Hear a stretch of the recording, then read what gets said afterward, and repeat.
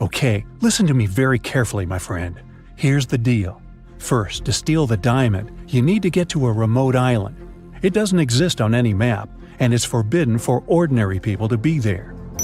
The diamond is in the heart of this place, inside a well-guarded deep underground bunker. It's impossible to get there through the main entrance. But lucky you, there's also a secret jail on the island. You can get there as a prisoner and then escape through the underground tunnel. That tunnel will lead you into the bunker. Then you should find the diamond. You'll have very little time for the whole operation. When you're done, a boat will be waiting for you in the southern part of the island. Do everything correctly and follow the plan, and then you'll encounter no problems. Got it? Alright, let's go. You and other prisoners get into a helicopter and fly to the island. You're handcuffed. At one moment, the helicopter begins to shake. The pilot says you're falling. He puts on a parachute and jumps out of the helicopter. Take a look around and decide what to do next. Faster! You see the keys to your handcuffs hanging near the cabin. Then you get rid of the handcuffs. The prisoners ask you to release them too. But be careful, these people are dangerous. All three of them say they know how to fly a helicopter. Who will you believe?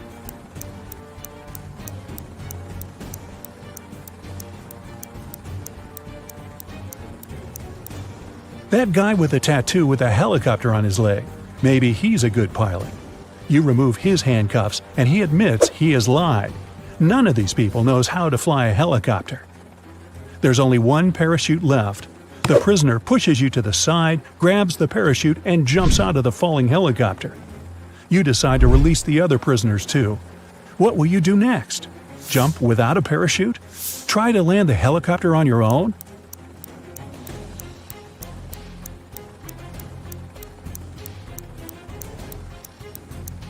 The helicopter's pilot abandoned the vehicle because the landing was impossible. So you will not succeed either. You need to jump. You have been flying over the ocean, remember?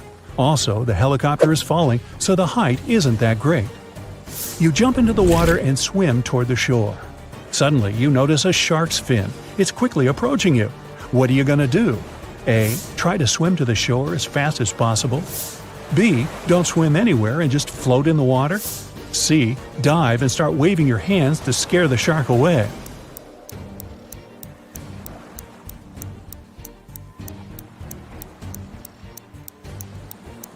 You need to stop. If you start swimming away, the shark will begin chasing you. Breathe in a lot of air and try not to make unnecessary movements. The shark will leave soon. But if it attacks, you'll have to attack back. Its gills and eyes are the animal's weak spots. Fortunately, the shark doesn't charge at you. It swims away, and you get to the shore safely. The island's guards are running out of the jungle. One of the prisoners who was with you in the helicopter is hiding in the bushes and invites you to join him. Where will you go?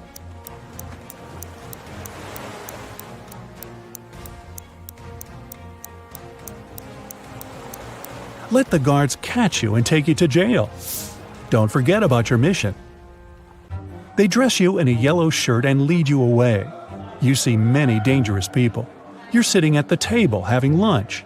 There are 3 prisoners in front of you. One of them is going to escape. But who?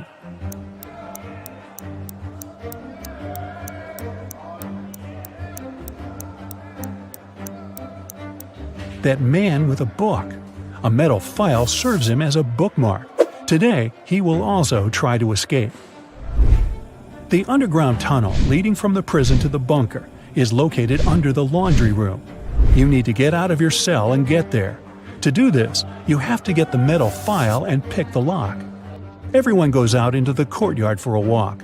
You're following the man with the book. He sits down on the bench and hides the book under the seat. You need to distract him and get your hands on the book. You can use a basketball, dumbbells, or playing cards. What will you do?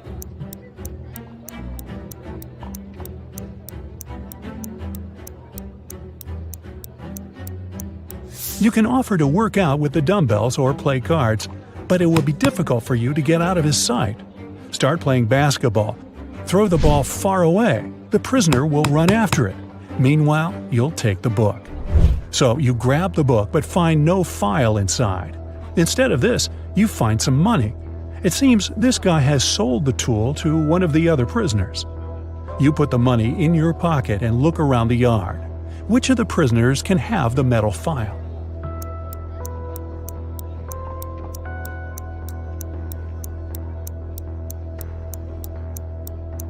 That guy is pressing his fingers to the sleeve of his shirt.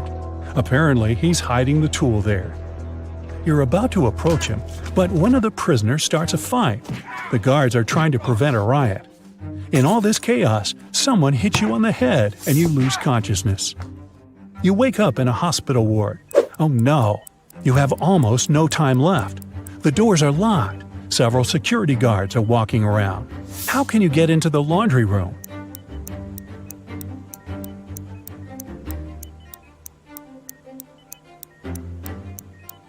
In the corner, there's a huge cart with dirty laundry. Hide in there, and they'll take you to where you need to go. You hide among the dirty sheets. The cleaner takes the cart and transports you to the laundry room. He throws the linen into the washing machine and notices you.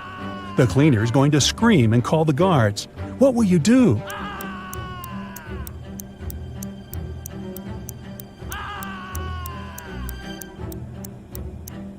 You have some money, remember? You can pay for his silence. You move one of the washing machines and find a hatch under it. You climb inside and walk through the tunnel. It's very cold, wet, and dark here. Finally, you reach a small room. There are no windows and doors, only brick walls. What will you do? You can't go back.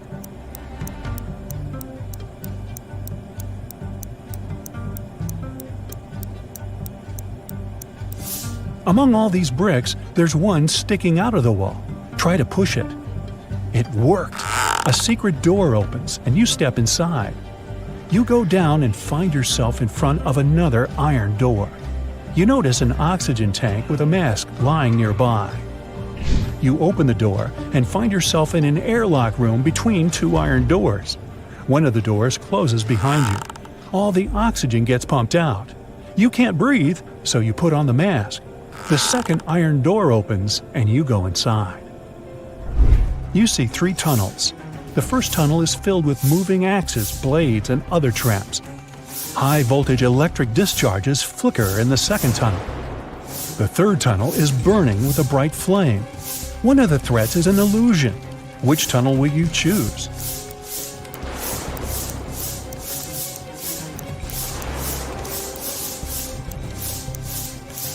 There's no air in the room, which means fire can't burn here.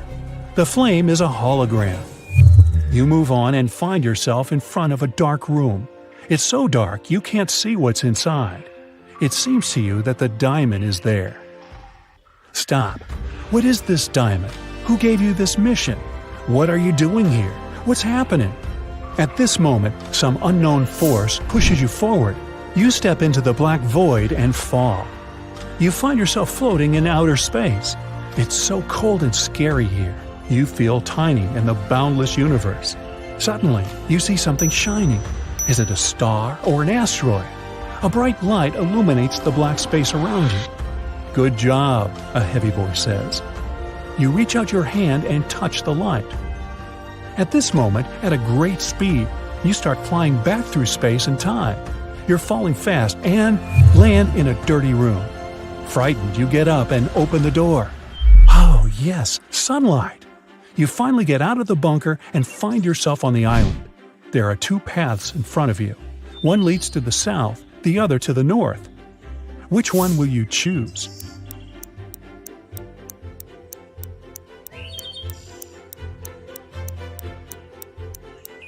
The boat is supposed to be waiting for you in the south, remember? You go through the jungle and find an old car. You start the engine and grab an MP3 player with headphones from the glove compartment. You drive along the road listening to music when you realize the brakes don't work. There are 3 ways ahead. A brick wall is waiting for you at the end of the first road. The second one leads to a swamp, and the third leads to a high hill with a cliff. Where are you going to drive? There's almost no time.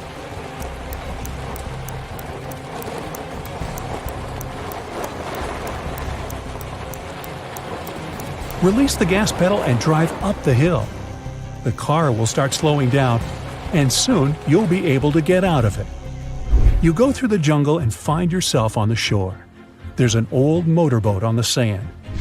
You push it into the water, start the engine, and get in. After traveling for some time, you see rocks with shipwrecks next to them. You slow down and hear beautiful singing coming from the rocks. The singing is beckoning, and you direct your boat right toward the rocks. You're quickly approaching the place and can do nothing to stop the inevitable. What will you do?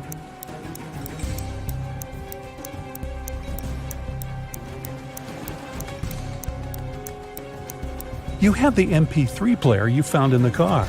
You put on the headphones, turn on cool epic music, and travel away. You're heading toward sunset, toward new adventures. And now, let's check your points. 0 to 3 points. You definitely shouldn't go on dangerous adventures. You may be able to pass the first test, but you aren't likely to get through all the trials. 4 to 7 points. It's better, but you still lack confidence. You might panic in an extreme situation, and panic is the main enemy of any adventurer. 8 to 11 points. You're not afraid of danger. You always move forward with confidence. But you need to work on your attention to detail and your logical thinking skills to be able to always get out of trouble. 12 to 14 points. You're a real adventurer. You can handle not only exhausting challenges, but also survive inexplicable strange situations that would drive other people mad. Jessica is walking down a cold street in an abandoned city. The temperature is so low that steam is coming out of her mouth. She turns the corner and notices a cart filled with food and bottles of water. It's a real treasure, especially in a world where the entire civilization is almost completely destroyed. But as soon as the girl touches the cart, 3 zombies come out of the building. They're approaching Jessica, stretching out their hands toward her. She grabs the cart and runs away, but then she stops. She understands that they are not zombies, but people. How has she figured it out?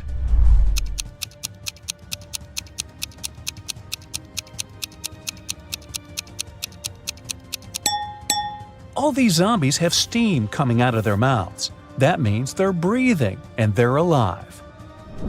One famous movie studio hires new staff: lighting and sound engineers, a director of photography, a mechanic, a gaffer, prop artist, stunt performers, and an editor. But they all need to demonstrate their professional skills to get this job. The candidates have a week to make a short movie. On Monday, they start.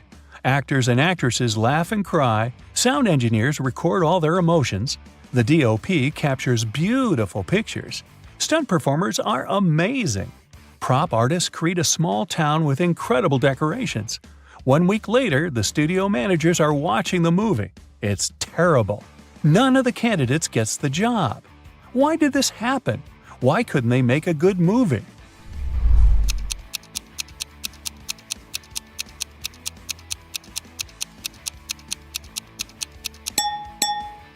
There was no director among them, and no screenwriter to write a script. 2 friends are sitting at the same table in a cafe. One of them is speaking about the extinction of dinosaurs. He's saying scientists are going to get the genetic code of these ancient creatures. The second friend is talking about his sister's party. There were a lot of cool people, great music, and delicious food. Other people sitting in the cafe are annoyed by the guy's loud voices. But why is this dialogue so strange? Why is one of the guys talking about dinosaurs and the other is telling him about a party? What's going on here?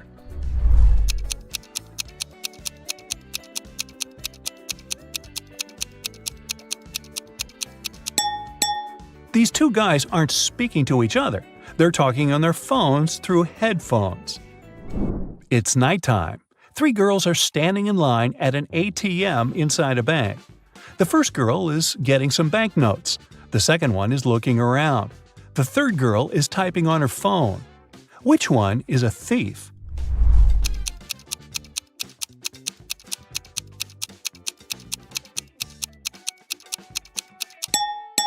Well, they're all robbers. The bank is closed. Take a look at the sign on the door. It says open. so the closed side is turned toward the street. "Where's my cake?" the chef screams. Assistants and junior cooks are running around the kitchen. A steak is burning on a frying pan. The kitchen is filled with smoke. A plate falls to the floor and shatters. The chef screams again, "Where's my cake? Who took it?" Everyone says they've been cooking. None of them wants to admit eating the cake. The chef doesn't believe them. Who do you think stole the cake?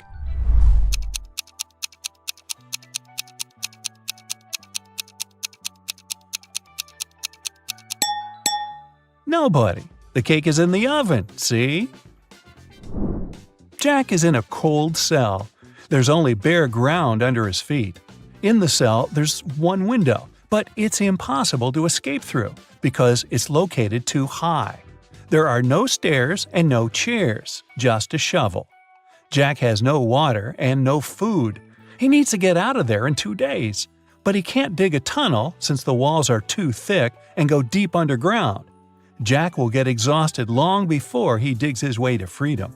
So, how can he escape?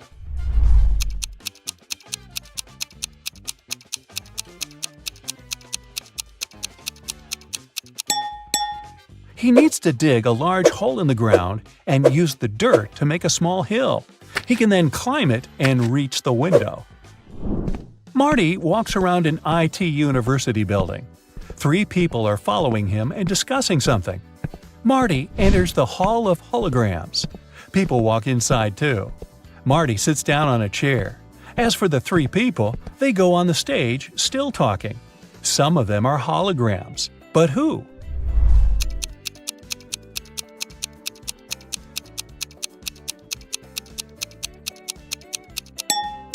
This guy has a flashing nail on his right index finger. This girl has 2 left hands. The girl in the middle is slightly transparent. They all seem to be holograms. But wait a minute. Take a look at Marty. He's sitting on a chair, but his body isn't touching the surface of the seat. He's not real either. It's early morning. Sam leaves the house and goes to the lake. The sun hasn't risen yet. The water is crystal clear. Frogs are croaking in the distance. Sam takes several photos of nature and one selfie.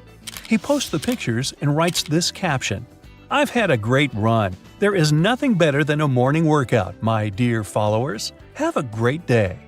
After that, the guy returns home and goes back to bed. He sleeps until lunch and then takes his phone and sees hundreds of comments. "Ha ha ha, I wish I had such a run." Dude, why do you deceive us like that? Here it is, a real day of the champion. Obviously, people have found out that Sam didn't run in the morning. But how?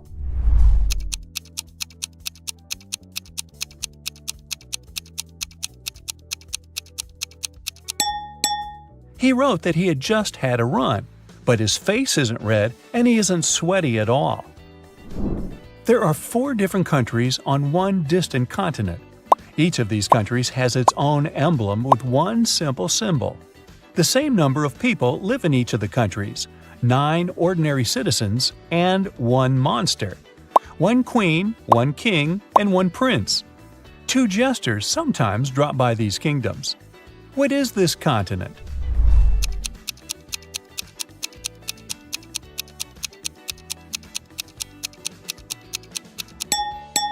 It's a deck of cards. It contains 9 regular cards: ace, queen, king, jack, and joker. Once, on a cold winter evening, someone broke into a bakery. When the baker came to the building in the morning, he noticed that the lock was broken.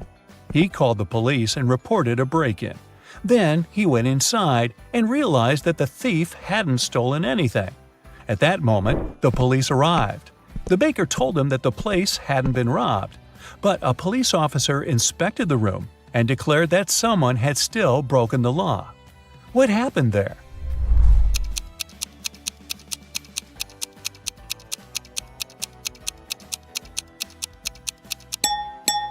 There are almost imperceptible footprints leading to the pantry. The thief must have hidden there to wait for the baker to receive the day's earnings. Mickey has been wandering in a desert for several hours. He's tired, thirsty, hungry, and sleepy. He notices a big house standing on the hot sand. Mickey goes inside and sees a massive block of ice in the center. Someone must have put it there for a reason.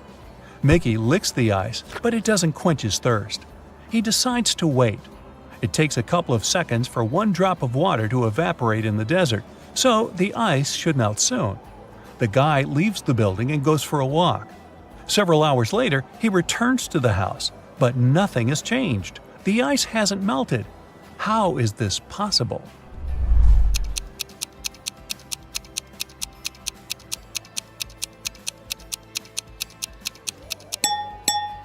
There are air conditioners on the ceiling.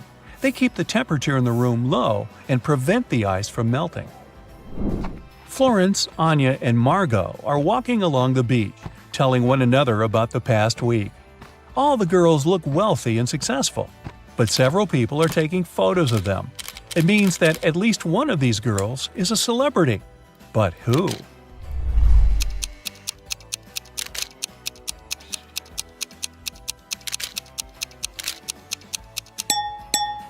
It's Anya.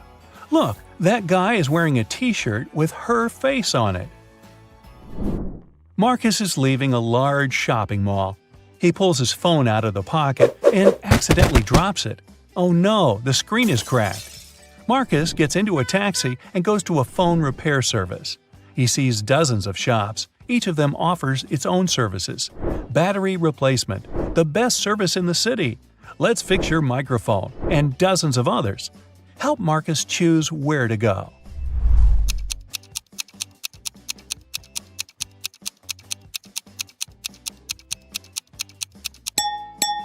Do you see a small store with the "We can change the screen glass" sign? This is what Marcus needs. Somewhere at sea, a huge ship is traveling. People on the deck are having fun, speaking, drinking cocktails, eating delicious food, enjoying beautiful seascapes. This is a passenger liner. It doesn't have any secret mission. The passengers are ordinary people with ordinary jobs. They discuss the weather, new theater plays, music, books, and travel destinations. They all seem to be intelligent and educated. The strange thing is that no one takes any photos and posts them on the internet. Okay, the internet may not be working so far from the shore, but why don't they take selfies?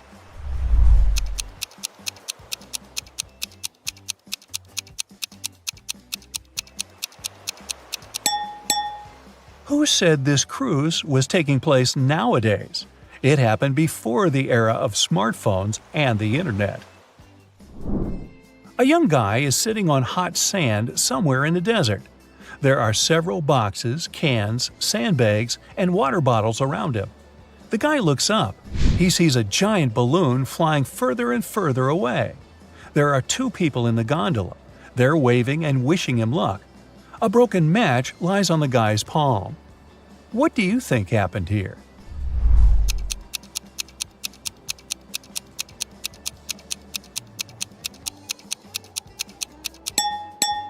Three people were flying in a hot air balloon over a desert. At some point, they began to run out of fuel. To prolong the flight, they decided to drop their cargo. Then they realized it was also necessary to get rid of one person. This way, the balloon's weight would decrease and it would consume less fuel. The travelers decided to cast lots. Whoever got a broken match would have to stay in the desert. This guy lost.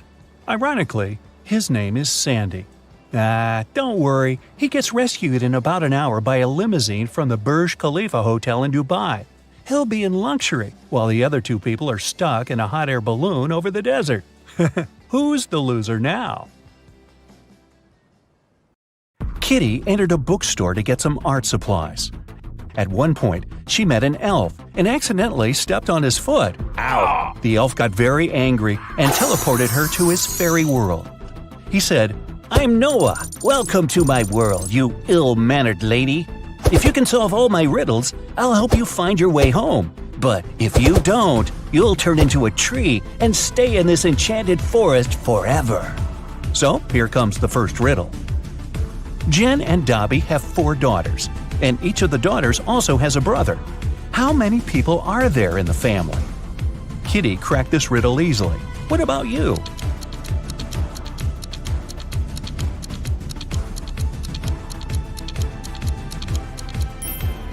The correct answer is 7. Noah took Kitty to the elf village. There they met Mr. Raspberry. He was very upset.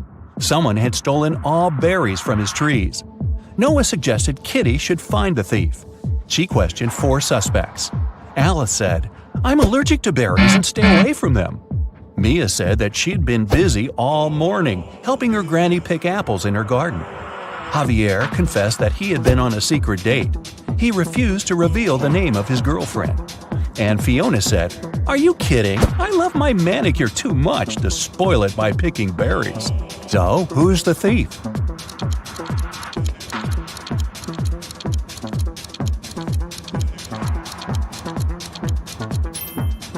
Alice. She's eating strawberry ice cream, which means she lied about her allergy.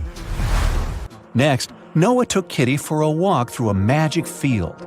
There are 50 cows in this field and 28 chickens. How many didn't? Kitty figured this riddle out immediately. What about you?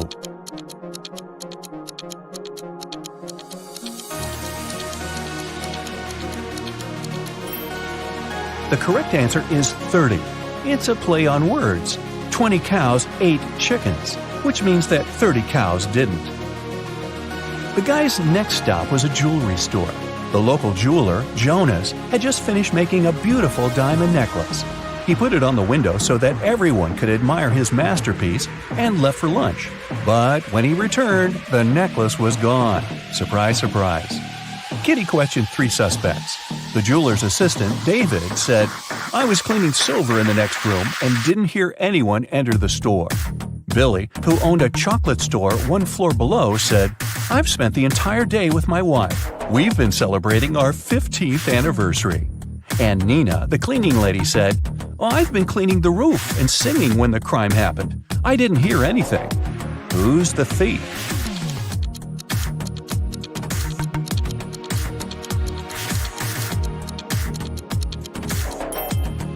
Billy. Look at his selfie with his wife. She's wearing the stolen necklace. Okay, but how did he steal it? He has a book, Magic Portals, on the shelf in his store. A postman found an elderly stargazer, Mr. Green, unconscious on the floor in his own house. Kitty questioned the key suspect, Mike. He was the only person who had been seen near Mr. Green's house the day before. Kitty asked him what he had been doing the previous night. Mike replied, "I spent the whole evening helping my friend to build a house. We finished late at night. I was passing by Mr. Green's house on my way home. I looked into the window and saw him lying on the floor. I was shocked and called the police." Kitty inspected the house and told the officer to arrest Mike. Why?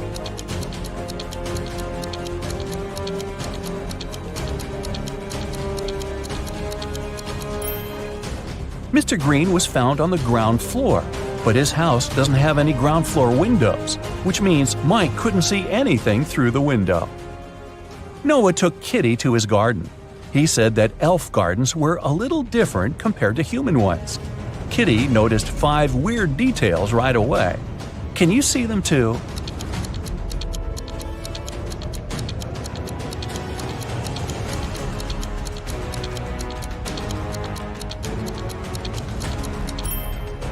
It's snowing, but the flowers are blooming.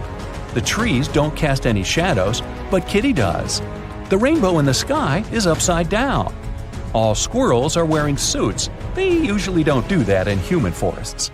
And this butterfly is talking on the phone. Noah invited Kitty for dinner, but they gotta cook it first. He gave Kitty an old recipe and said she could find all the ingredients in the garden. But the recipe is coded with the help of these symbols. Can you help Kitty find all the ingredients?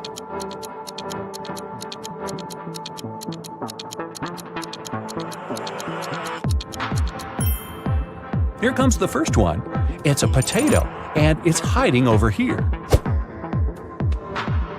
Here's the second ingredient.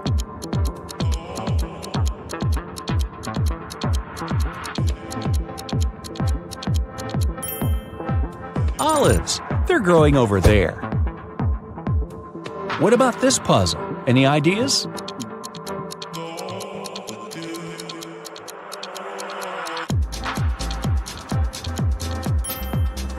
Cabbage. It's over there. Can you recognize this one?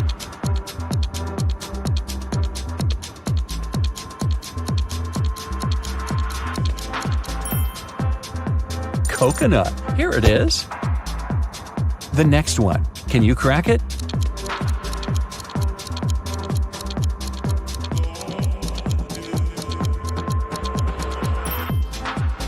Pineapple. Great job. What about this puzzle?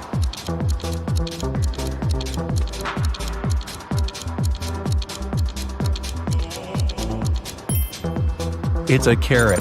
And since it's an elf's garden, carrots are growing on trees. Can you crack this code?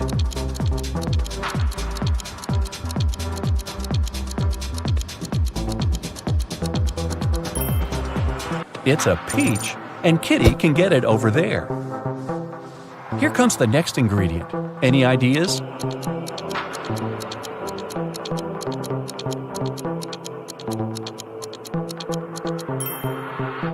Pepper. It's over there. And last but not least, can you crack it?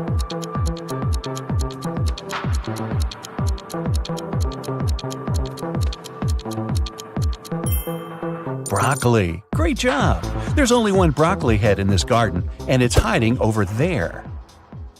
After a delicious dinner, Noah offered Kitty to choose a guest room. He gave her 3 options, but only one of them was safe. Option number 1, a soft bed in the attic. Here's the second option, a cozy sofa in the basement. And the third option is a hammock on an open balcony. Unfortunately, mutant mosquitoes arrive every night. Their poison is safe for elves, but not for humans. Which room should Kitty choose?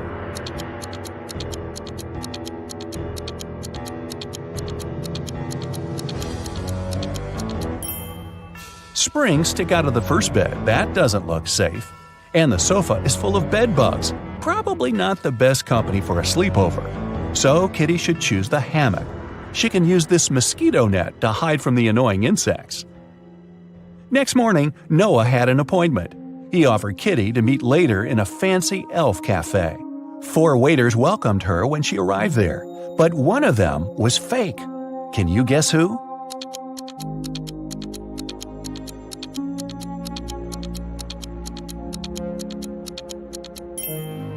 See, this guy is a criminal.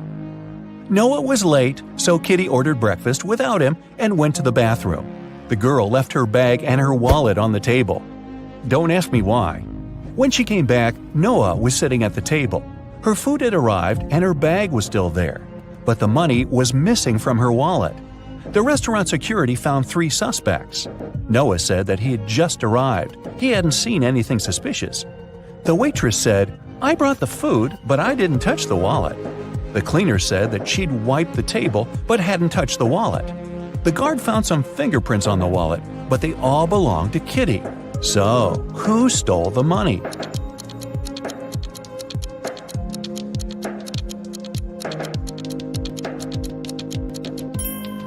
The cleaner. She had her gloves on. That's why she didn't leave any fingerprints. Kitty didn't have any elf money, so Noah offered to pay for her meal. But first, she had to crack this riddle. What begins with T, ends with T, and has T in it? Kitty solved this puzzle easily. What about you?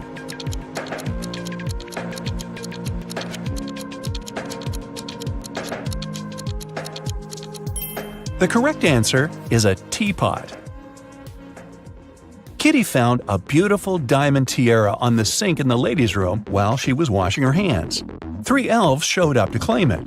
Jim said, "This tiara belongs to my mother. We've been passing it on from generation to generation for ages. I noticed that it was gone after visiting the bathroom." Fiona said that she had won this tiara in a beauty contest. She even showed Kitty a picture. Jessica said, "If this tiara is missing one small emerald, then it's mine. I lost the gem at a party last summer." Kitty gave the tiara to Jessica. Why?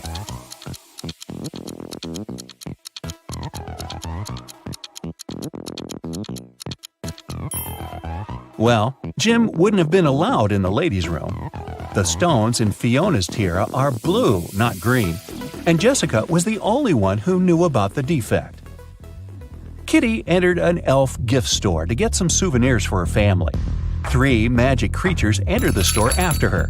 Everything was fine until, suddenly, Kitty heard a loud scream. She turned around and saw an elf lying face down on the table. She quickly called the police and reported the incident. An officer arrived and asked the other 3 customers what they'd been doing when they heard the scream. The goblin said, "I was picking out postcards from the front display." The mermaid was chasing the perfect souvenir mug. She dropped it when she screamed. The pieces were still on the floor, and the wizard said, "I was checking my horoscope on my phone. I'm a Venus by zodiac, you know. My astrologist promised that today would be the most peaceful day of my life." Yeah, right. Can you help Kitty find the criminal?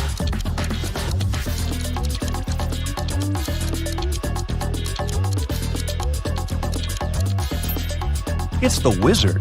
Venus isn't an astrological sign. The police arrested the wizard. He got so mad at Kitty that he turned her into a frog. Noah tried all the spells from his books, but nothing helped. So he took Kitty to the jail to beg for the wizard's help. There, Noah saw 2 prisoners. He knew for sure that only one of them would manage to escape. Ooh.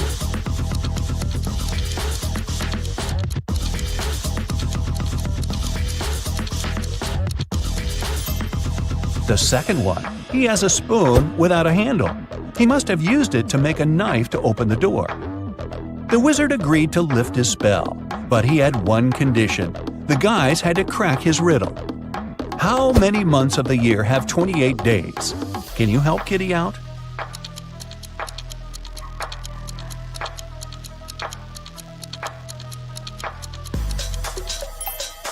The correct answer is all of them.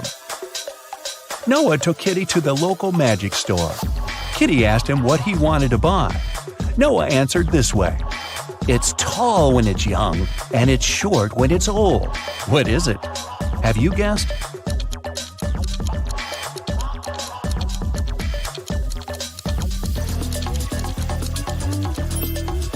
It's a candle. Noah lit the candle and prepared to send Kitty back to the human world. But he had one last riddle for her. Kitty had to say a secret number code to get home. Here's a hint. The code contains 3 positive numbers. You can either add these numbers or multiply them. The result will be the same. What are these numbers?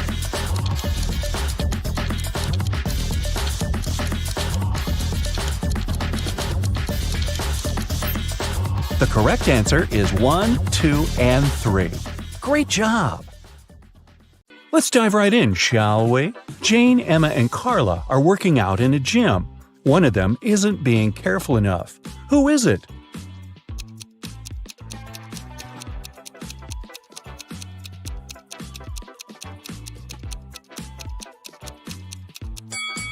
It's Carla. Look, she's doing exercises while chewing gum. She could accidentally choke on it. Look at Matt and Olivia. They're both cooking dinner. Matt is using a stove and Olivia is using a grill outside. Which of them is doing something wrong?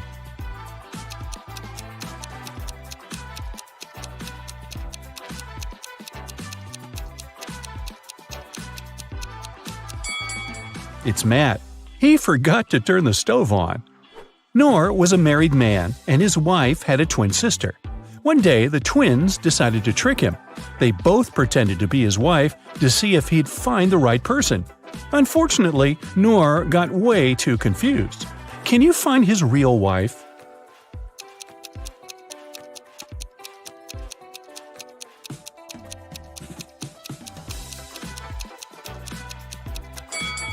Look at the wedding picture of Noor and his wife. She has a tattoo on her right arm, so his wife must be the woman on the left who also has a tattoo on her right arm. Willem and Sean were caught by the police close to the graffiti that had just appeared on a building. One of them painted it, but both denied doing anything. Who do you think is lying?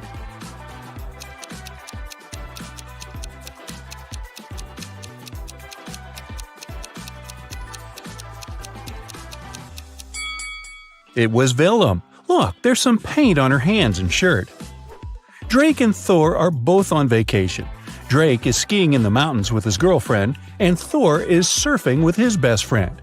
Look at them now. Which one of them is in danger?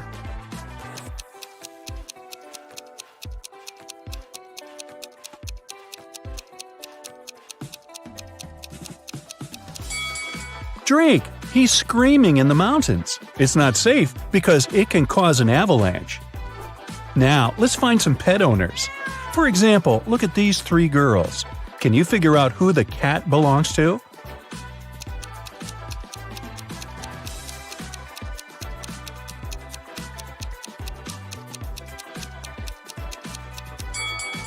Its owner is the girl on the right.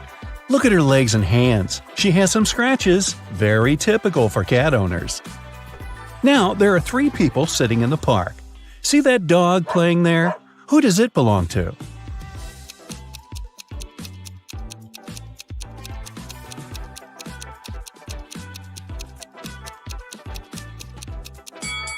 To the guy in the middle. Look, he has a leash. These guys, Ian, Noah, and Luke, are basketball players. They're getting ready for the game in the changing room. Which of them is Noah?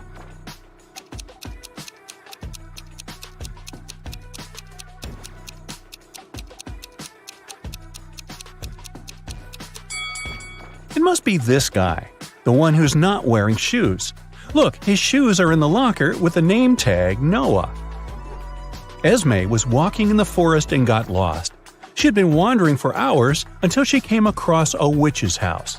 The witch was busy with a new spell and had a riddle for Esme.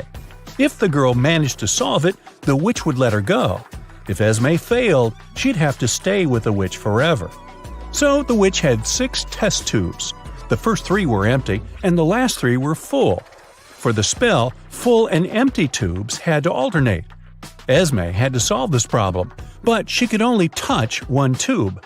How can she do it?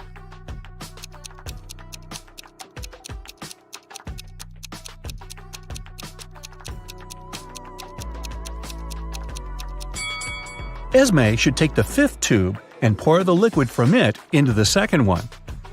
A bank was robbed on a Friday evening. There were no customers and no signs of a break-in, which meant it was one of the bank employees. The robbery was discovered by the bank director, Mr. Perry. There were 3 main suspects, Miss Scott, Mr. Mendez, and Miss Morgan. All of them denied being anywhere close to the safe, but one of them lied. Who was it?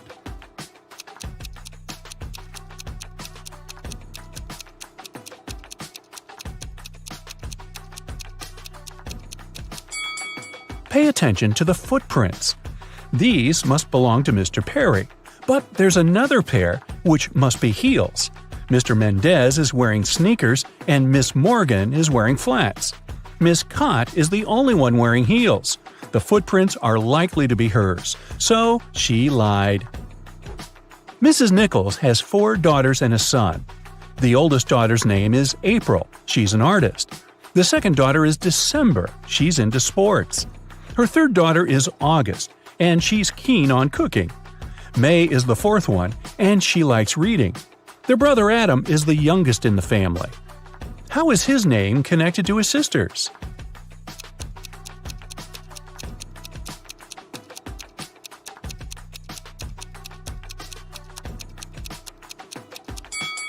The first letters of the girls' names make up the name Adam.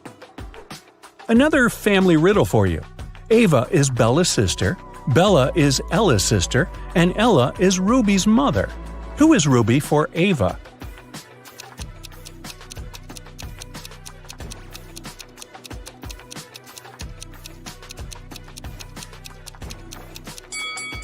If Ava is Bella's sister and Bella is Ella's sister, it seems like the 3 of them are sisters. Since Ruby is Ella's daughter, then both Ava and Bella are Ruby's aunts.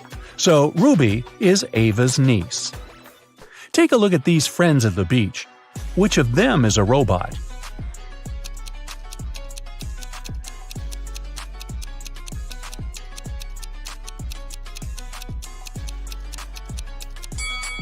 It must be this girl. Look, it's very hot outside and everyone is sweating, except her. That's kind of odd. The police also broke into 3 apartments. In one of them, a robot lives.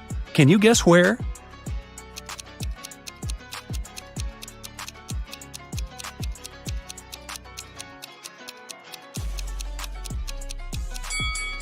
Look, there's a lot of machine oil in the bathroom. I'll bet it belongs to the robot. What about this photo? Can you spot a robot here?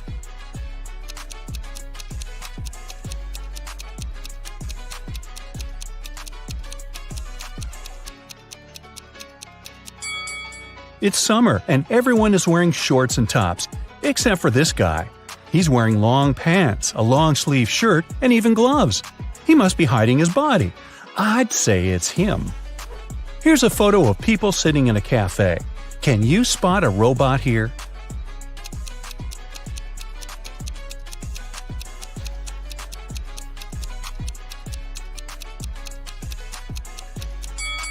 It must be this lady, since she's not drinking or eating anything. Guess why? Well, robots can't eat human food, obviously. Another peek into some people's houses. One room belongs to a robot, but which one?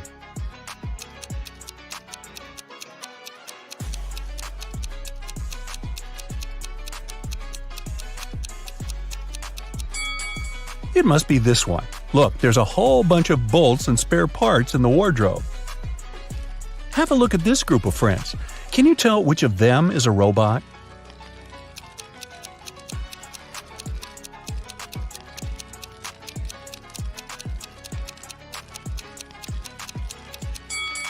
It must be this guy. There's some steam and sparks coming from it. Perhaps it's a robot that needs some renovations. Aiko has won a game show, and she can finally get her prize. But there's a catch, one last task. There are 3 boxes, and she can pick one to take with her. One box is filled with $100 bills, another box contains 5-cent coins, and the last box has both bills and coins. The boxes look exactly the same, and the girl can't touch any of them. The boxes have labels: bills on the left one, coins in the middle one, and bills and coins on the right one. All the boxes are labeled wrong. Aiko can't look inside any of the boxes, but she can ask for one sample from any box. What should Aiko's strategy be to identify the box filled with bills only?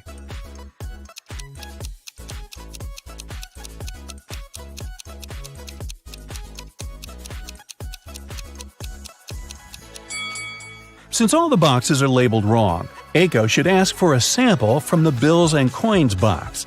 If there's a bill there, then that's the one she needs. She should simply take it. If there's a coin, then it's the box with coins. In that case, the remaining boxes contain bills and bills with coins. And since the labels are incorrect, the one with bills is the one marked with the label coins. The day that is tomorrow for the day after tomorrow is as far away from Wednesday as the day that is yesterday for the day before yesterday. So, what day is it today?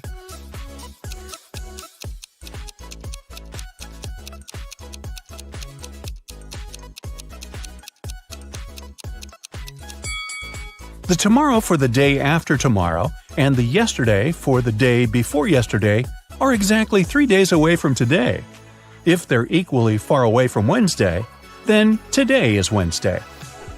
Meadow loved animals and she decided to get some frogs. She talked to her mom about it and they made a decision. Only one of these 3 statements is correct. 1. Meadow got at least 1 frog. 2. Meadow got at least 5 frogs. 3. Meadow got fewer than 5 frogs. How many frogs did Meadow get?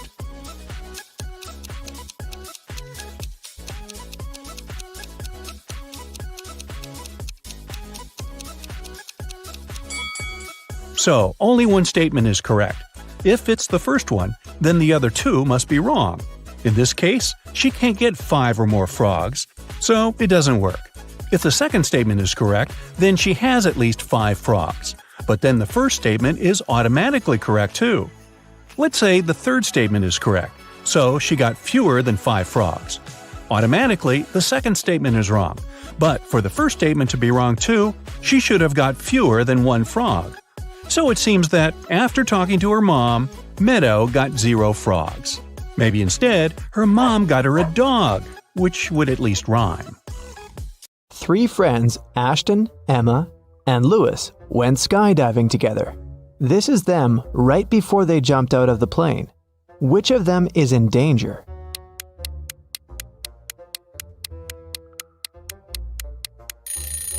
Ashton. He's wearing a regular backpack instead of his parachute.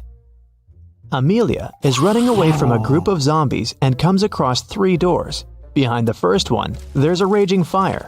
Behind the second door, there's a deep lake.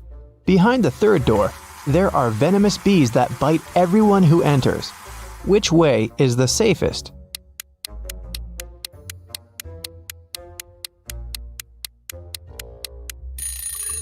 I'd choose the second door and then just swim away. It's just a lake. Amelia can probably do it. Esme was walking in the forest and got lost. It was late evening when she finally found a witch's house and asked the woman to help her get home. The witch recently got internet access and was shopping online, but there were lots of fake items on the internet and she needed to buy only original products. Unfortunately, she didn't know the correct logos, so she needed Esme's help. First of all, she wanted an iPhone. Which iPhone logo is the original one?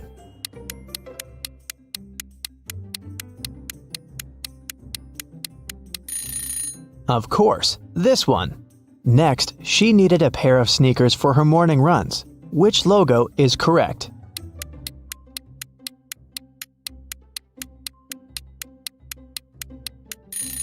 Here it is. Next, she wanted to get a fancy purse. Which Chanel logo is correct?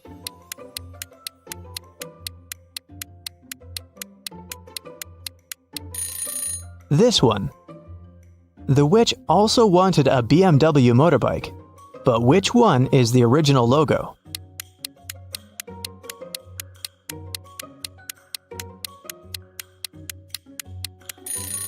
Yep, that's right. When the witch needs gas for her motorbike, what 7-Eleven should she go to?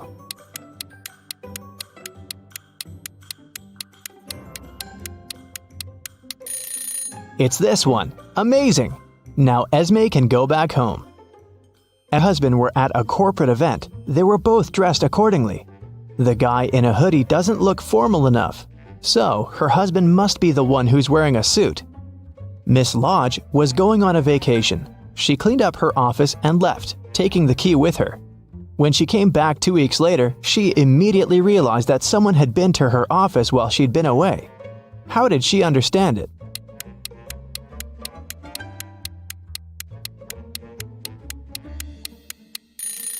When she left, the window blinds were closed, and now they're open. A group of friends met in the evening for a game night. According to the rules of one of the games they played, they each had to draw a card with a number.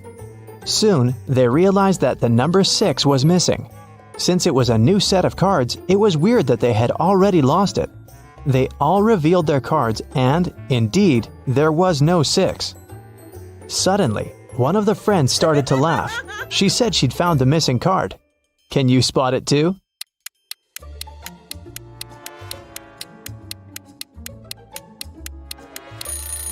The player who has a 9 actually has a 6, but he's holding it upside down. There are only 8 cards and the highest number is also 8. It was reported that another civilian had invaded Earth. Detective Callum had a special mission to find everyone who was not human. He entered a cafe searching for invaders and noticed one of them right away. Can you tell which customer is not human?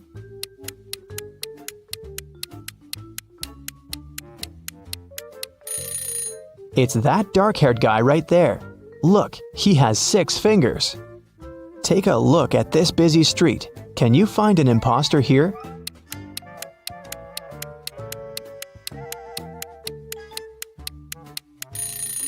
It's this guy. His clothes are super warm, but look, his face is blue. Now we're moving to the mall. Try to find an intruder here.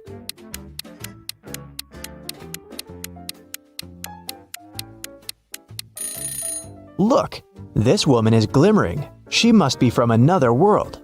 We have a few more intruders to catch. Detective Callum found out that one of them was at a local college, so he drove there. Which student is not human?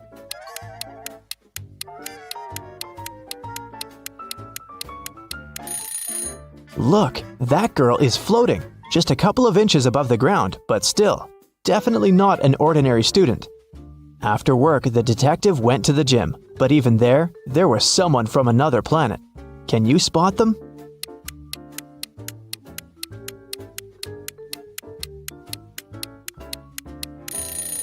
Pay attention to the guy on the treadmill. He's running too fast. He must be an impostor. Arya called the police and reported that her friend Violet had been poisoned. The girl found her unconscious on the floor. Here's what Arya said. I was walking past Violet's house and noticed that the lights were on.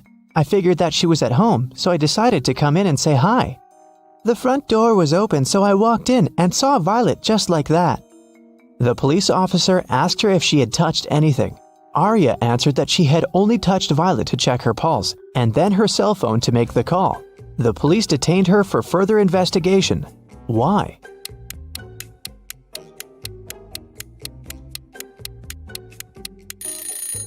The lights in the room are off, but Arya said that it hadn't been dark in the room. That's why she entered. If she didn't touch the switch, then she's lying now. It was a sunny spring Sunday morning. The whole family was at home. When Hannah returned to her room after breakfast, she noticed that someone had played a prank on her and stolen all the clothes from her closet. She questioned every person in the house. Hannah's mom said she'd been busy reorganizing her bedroom. Her dad said that he'd been shoveling snow in front of the house. The girl's sister, Serenity, said that she had been playing video games in her room. Who took Hannah's clothes?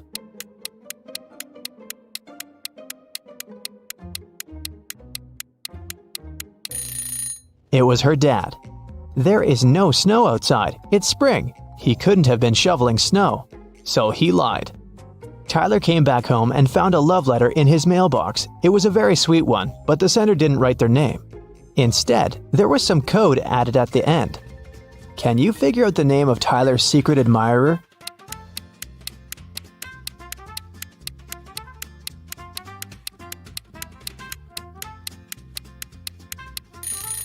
The alphabet is the key. D plus 1 means the letter following D, which is E. O minus 3 means 3 letters before O, which is L. 2 letters after G is I. Z plus 0 is actually Z. And C minus 2 is A. It seems that the girl's name is Eliza. Kara likes traveling, but she's terrible at packing.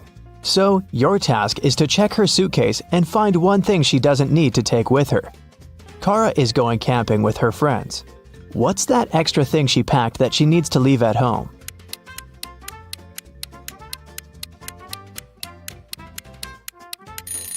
There's no electricity in the forest. She can leave this electric kettle at home. This time, Kara is packing for her vacation in Mexico. She and her boyfriend have booked a room in a beautiful hotel, right by the ocean. What won't she need there?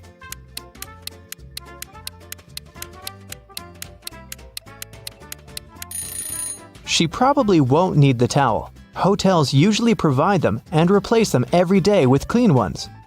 This time, Kara is going on a ski trip with a group of friends. The task is the same. What won't she need there?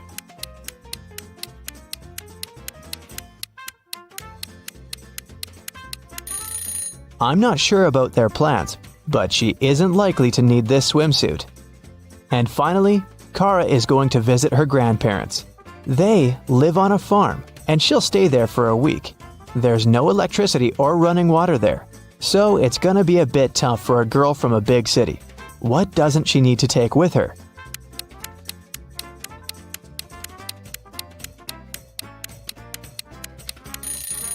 I think it's this hairdryer. No electricity, remember? Weston Jones, a young businessman, was found poisoned in his office. Detective Callum arrived to investigate the case. He had 3 suspects: Mr. Jones' cousin, Leah Jones, his business partner Kenneth Brown, and his girlfriend, Emery.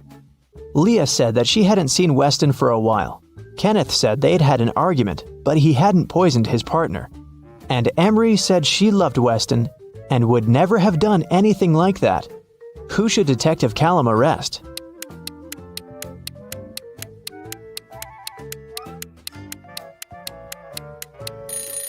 Look, there's a lipstick stain on one of the teacups in Mr. Jones's office. The color matches Leah's lipstick, but she said that she hadn't seen her cousin lately. She must be lying. Ariana was poisoned, and Detective Callum was on the case. One of the main suspects was Jake, Ariana's sister's boyfriend. Someone saw them together, and Detective Callum visited him. Good afternoon. I'm sorry to tell you this, but your girlfriend's sister, Ariana, has been poisoned. Do you know anything about it? And do you maybe have any photos with her? Jake said, Oh, poor Ari. I've never met her, but my girlfriend loves her very much. Yes, I have a picture of their family. The detective looked at the photo and arrested Jake. Why?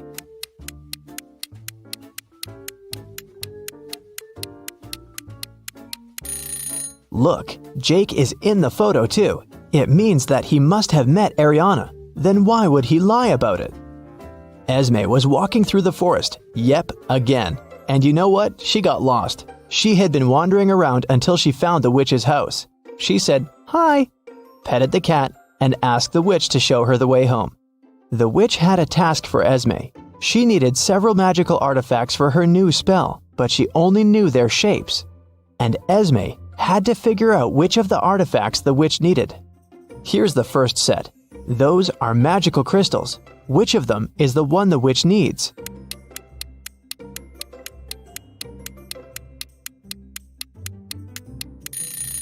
Here it is.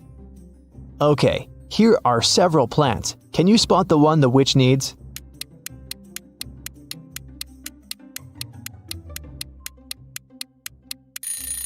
Yes, here it is. Now there are several types of insects. Which one of them is the one the witch needs?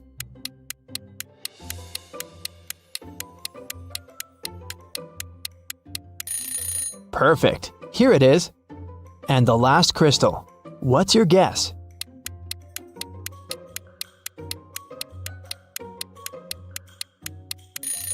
It's right there. Esme's free to go this time. Thank you for your assistance.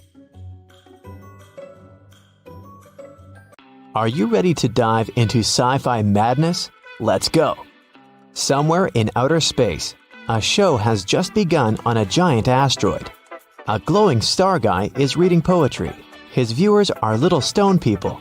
The artist is saying beautiful words with passion. He puts his heart and soul into the performance. He's finishing. A shining tear is rolling down his cheek. He bows to the audience, but no one is clapping. In fact, they don't react at all. Why?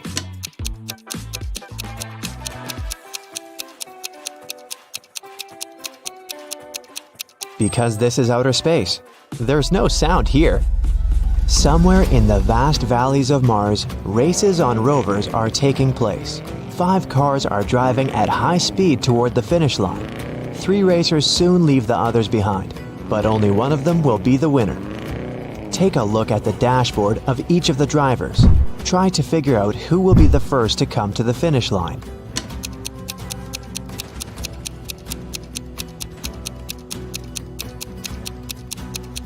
The speedometer arrow on the first rider's dashboard shows the maximum speed, but he won't win because the fuel indicator is flashing. The second racer seems to be fine, but look at the mirror. No one is reflected there. The car is moving without a driver. The third driver will win. Each of these 3 friends is going on a journey. They have already packed their suitcases and filled the tanks of their spaceships. This guy says he wants to visit Neptune. That girl is going to check on her friends who live on Mars. This man is flying to Venus. Which of them is lying?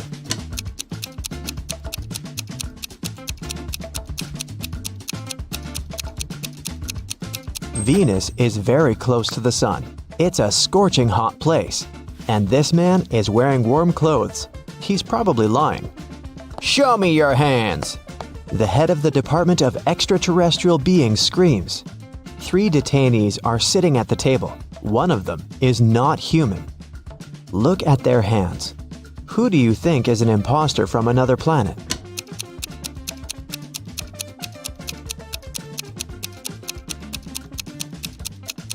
Yeah, this guy has 6 fingers, but there are people on Earth who have such hands. Look at this girl. She has shining green eyes. Apparently, she's not from our planet. 3 wanderers are walking on the dark side of the moon. They're tired and lost. Fortunately, a rescue spaceship spots them. The travelers beg to take them on board, but there is only one seat. The first wanderer carries a heavy box with meteorite rocks. He's tired and can no longer walk with this load. The second guy carries nothing, but he looks sick. The third wanderer says he's exhausted because he's extremely thirsty. He hasn't drank for 2 days. Who really needs help?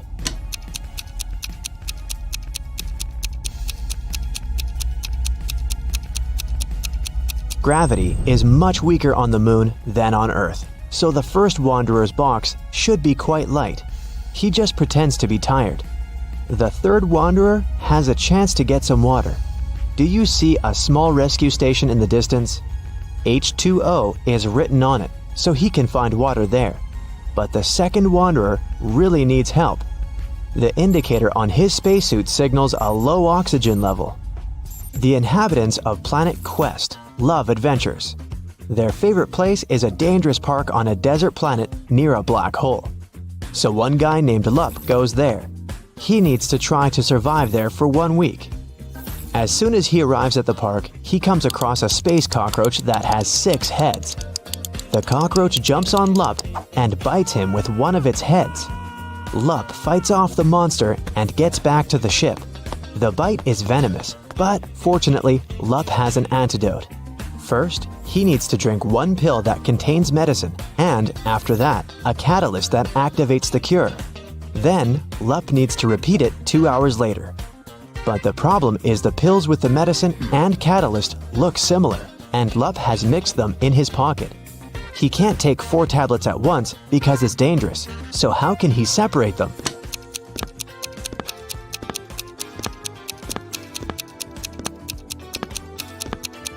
Lup needs to crush all the pills and divide the powder into 2 equal parts. One is for now, and the other he'll swallow 2 hours later. There will be the same amount of catalyst and antidote in each part. You're on planet Veveki, in the Purple Pencil Nebula. Right now you're wandering through a dark forest. The trees are covered with pieces of toilet paper instead of leaves. You know you have company in the woods, a werewolf. You come to a rocky cliff and see 3 bridges leading to the other side of the forest. There are people on every bridge. Which one is the werewolf?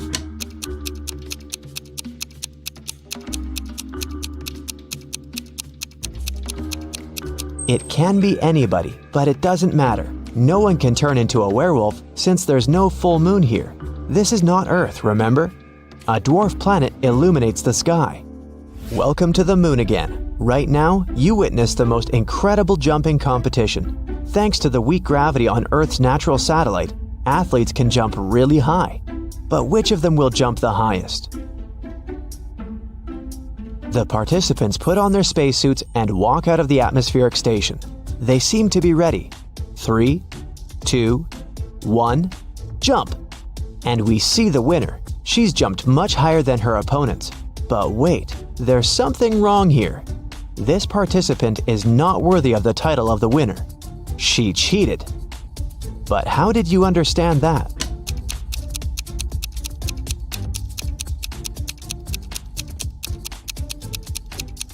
It's a hologram. All the participants left footprints on the ground after jumping and landing. But this girl has left no traces, which means she's not real. On the shore of Molten Gum, far away from the village of Talking Stones, there's a big house. This building is different from all others in this neighborhood since it exists in 2-dimensional space. The owner is a rich architect, Mr. Ali Lee Bulb, who has just woken up after a 90,000-second nap. He finds a broken diamond banana in the kitchen. Mr. Ali Lee Bulb gets angry and calls everyone who was in the house while he was sleeping. He's going to find out who broke his amazing piece of jewelry. Big closed eye, cardboard giraffe with glasses, and three-headed pelican come into the living room.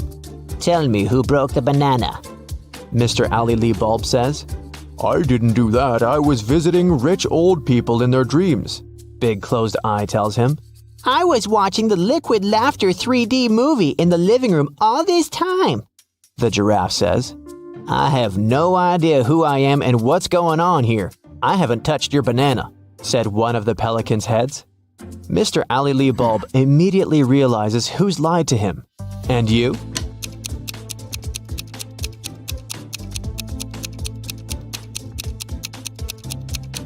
It's Cardboard Giraffe.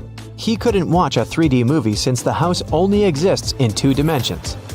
It happened on a dark night on a purple planet. A fluffy snake crawled into the house where a purple guy was sleeping. It bit him, and the purple guy decided to go to a hospital. He told the doctor everything. She looked at the guy attentively and told him the snake hadn't been venomous. How did she know that?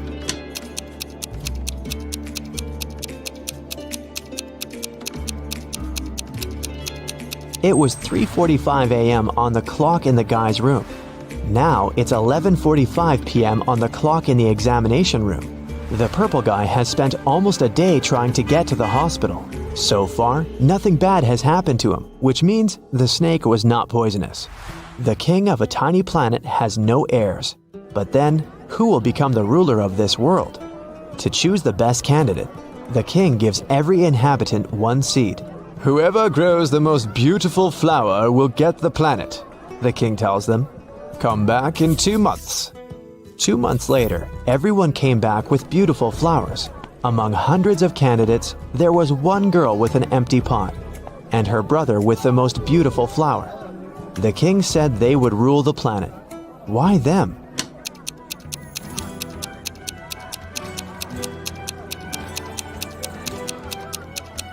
All the seeds were fake, and the girl didn't want to deceive the king by replacing the seed. Meanwhile, her brother put a lot of effort into growing the most beautiful plant to achieve his goal. Rain falls upward in this world, cars move backward, broken glass repairs itself. Pens erase words from paper. Chickens hide back in the egg at the end of their life. So you get it, time runs backward here. But something is wrong in this world. What is it? Try to look beyond the picture you've just seen before answering.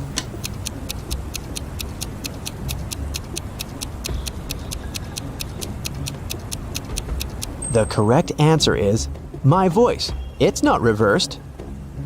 Space monsters are chasing you inside an abandoned space station somewhere at the edge of a faraway galaxy. They're stretching their toothy tentacles towards you. Fortunately, you manage to jump into a rescue ship and get out of there. Suddenly, you realize that the ship has no brakes. There's an asteroid belt to your left. A small black hole is on the right, and a red star is in the middle. Which way should you choose?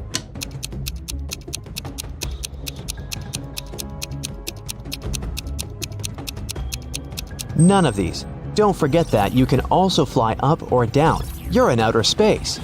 It's raining diamonds every day on this planet. The rays of the closest star that warms this world contain gold particles. Banknotes grow on trees. Seas glow green because the water is filled with emeralds. Despite all this wealth, people don't want to live here. Why?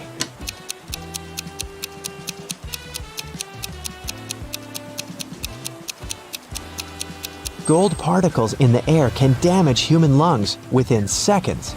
Money trees don't produce oxygen, and there are no fish in the water because of the emeralds. People simply can't exist there.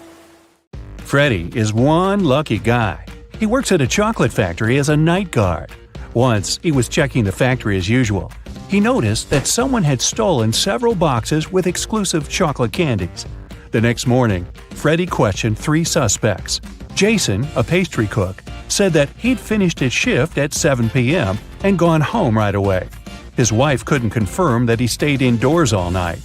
Harry, a delivery guy, said, "I don't eat chocolate at all. Even the smell of it gives me a severe rash." And Peter, a cleaner, said, Yesterday, I was cleaning the warehouse. I found one chocolate candy on the floor and ate it. I'm so sorry. Please don't fire me. Who is the thief?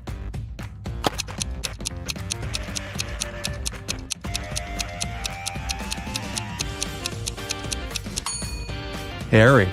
He's standing in a room with a bowl of melted chocolate without any protection. He would have a rash if his allergy was real. Another working day at the chocolate factory. Jason decided to prank Freddy and covered a raw chicken egg with a layer of chocolate. Then he wrapped it and put it among real chocolate eggs on a tray. When Jason brought the chocolate eggs, Freddy spotted the fake one immediately. Can you figure it out?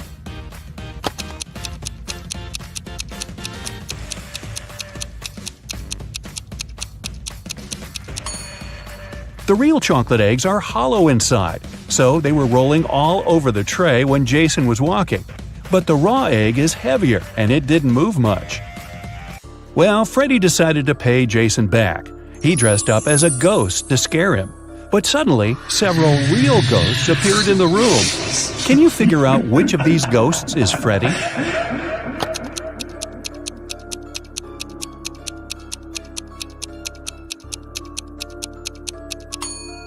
This guy over here. He's the only ghost who is not transparent at all. One evening, the factory was celebrating its anniversary. The management organized a party. All employees participated in a karaoke competition. Most of them all sang incredibly well and received gifts and flowers. But only two of the best singers, Nancy and Betsy, made it to the final. They prepared to face each other in one more round.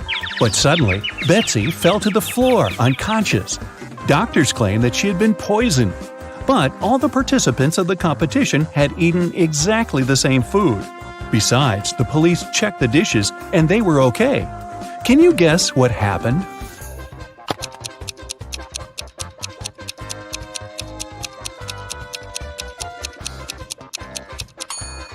Someone poisoned Betsy's flowers. Next day, Freddy came to work as usual. He looked around and exclaimed, wait a minute, who's brought a cat to the chocolate factory? No pets are allowed here. Can you see any animals?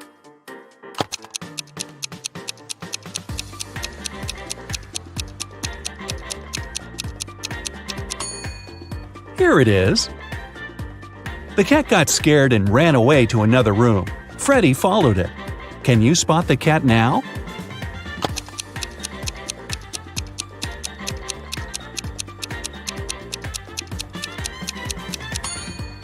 It's hiding over there. And again, Freddy failed to catch the cat. It ran out of the building and hid in the garden.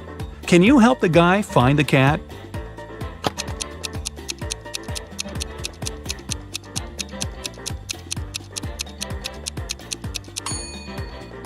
The poor animal is over there.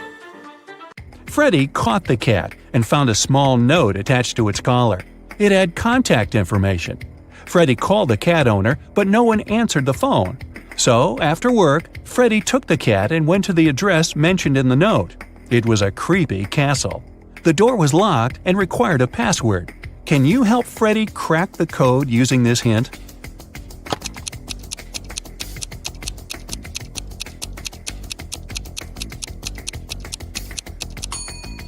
The password is rainbow. A gloomy old man greeted Freddy inside the castle. Freddy expected that he would thank him for bringing the cat back. But the old man began to laugh evilly and lock all the ways out. Then he said, "If you manage to complete 3 tasks I give you, you will get $1 million. But if you fail, you'll stay in my castle forever. Here's the first task. Help me find my glasses among all these vegetables." Can you help Freddy?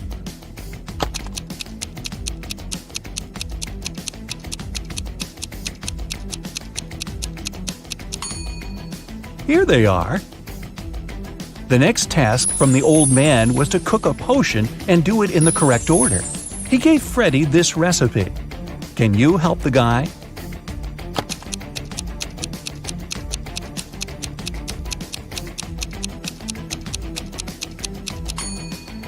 First of all, you gotta put curry. Then go for blueberries to make the potion look greenish. And finally, add tomatoes to make the potion look brown. As for these vegetables, Freddy doesn't need them. And the third task is to find a book in this messy room. Can you see it?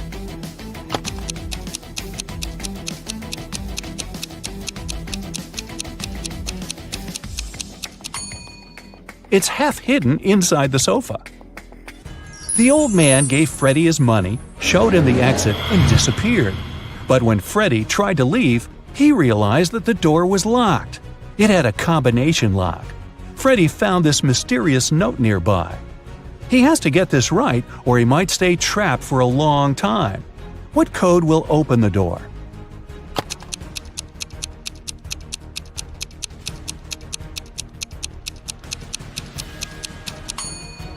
"2361. Each number corresponds to the number of circles in the first set of numbers. Now, Freddy was free to go.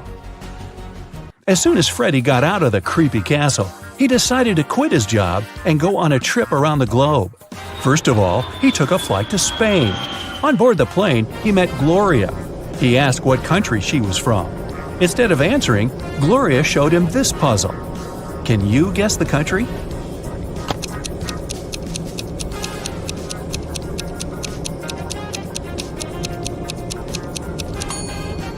That's right, she's from Ireland.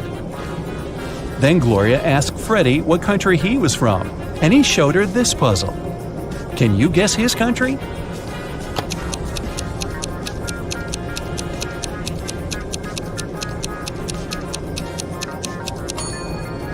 Cuba. Freddy landed in Madrid and went for a walk. He hadn't rented any hotel in advance, so he just wandered around the city, searching for a nice place to stay. Suddenly, Freddy noticed this cute little hotel and entered it. Big mistake. Why?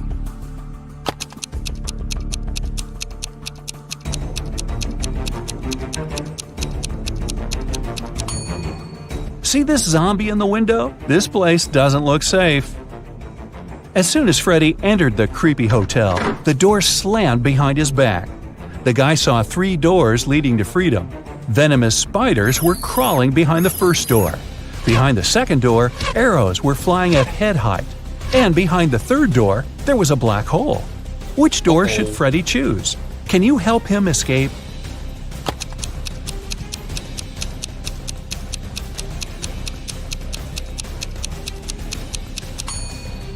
He should choose the second door. He can crawl under the arrows. After his adventure, Freddy decided to have lunch in the local cafe. But something's definitely wrong here. Can you figure out what it is?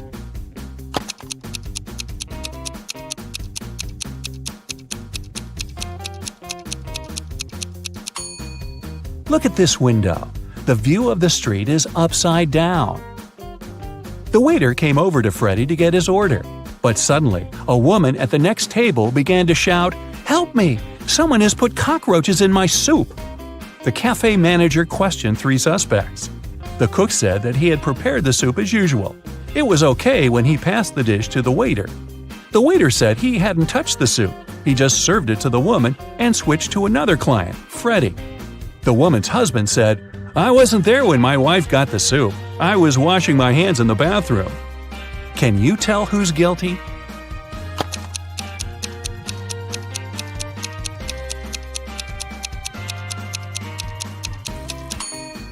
No one. Take a look at the ceiling. The cockroaches crawled out of the ventilation and several of them fell into the lady's soup. Freddy used a special app to rent a luxury apartment in Madrid. He found 3 options that he really liked. Mariana offered a cozy 2-story studio with a beautiful view. Diego had a penthouse near a park. And Camilla offered a high-tech villa. Which option should Freddy choose?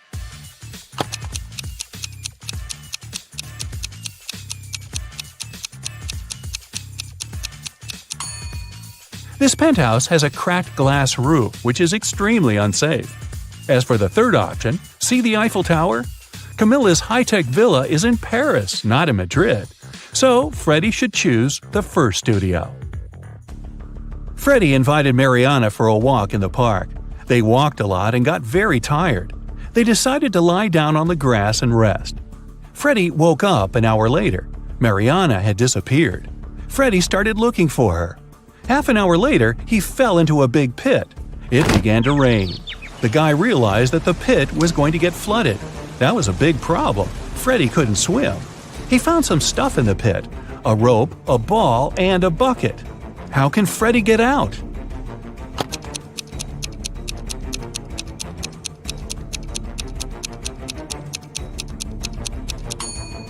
The ball will float up to the surface, and so will Freddy if he holds on to it. Freddy kept looking for Mariana. He came across a wizard's castle. The wizard had caught the girl and turned her into a frog. Freddy had to help her. The guy and the Mariana the frog found the wizard's book of potions. It described all the necessary antidotes. But first, the guys needed to understand which potion the wizard had used on Mariana. Freddy looked through the book. The first recipe included a slice of pumpkin, a slice of green apple, an orange wedge, and half a kiwi. The second recipe required a chamomile petal, 3 garlic cloves, and half of a red apple.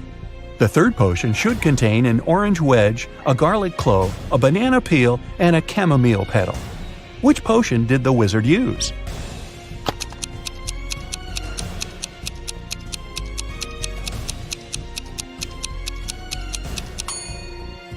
Take a look at the ingredients on the shelves.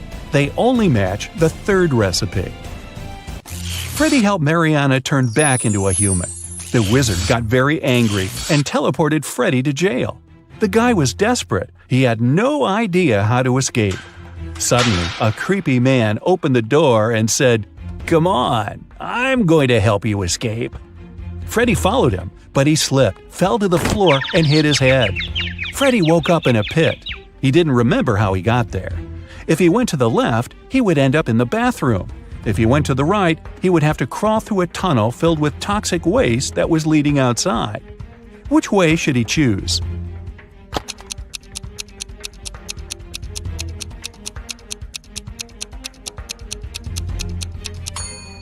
Freddy should go to the right. If he chooses the left corridor, he will end up in jail again. Look, this bathroom is on the territory of the jail. Freddy escaped, took a shower, and called Mariana right away. The wizard picked up the phone and said, "I have created enough evil clones of Mariana. I don't need her anymore. You can take her home now." Freddy rushed back to the wizard's castle and saw 4 Marianas. Can you help him find the real girl?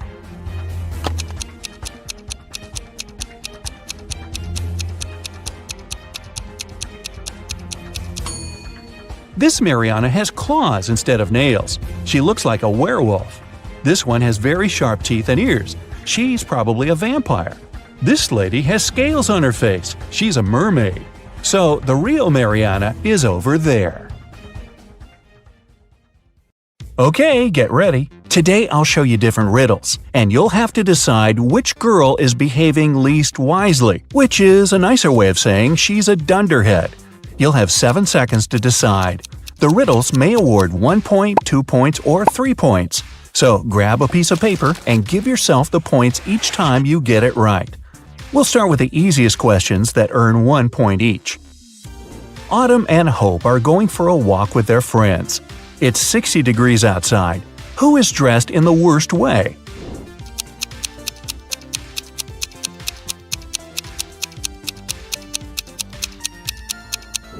Hope. Autumn can take some of her clothes off, but Hope doesn't have anything to wear in case she feels cold. Ava and Olivia are camping in a forest. Suddenly, they encounter a bear on their trail. Ava stands still, and Olivia starts to run away. Who is in danger?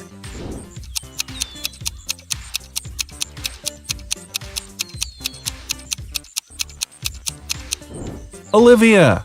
The bear might see her as prey and follow, and he's definitely faster. So it's better to keep your cool and slowly move backwards, keeping the eye contact.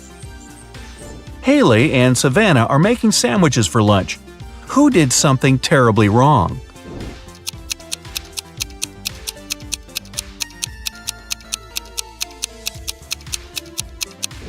Haley. She put rat poison in the sandwich instead of jelly. Delaney is on the road trip and stopped to make a couple of pictures. Lenore is riding a bike to a nearby city. Who isn't being smart?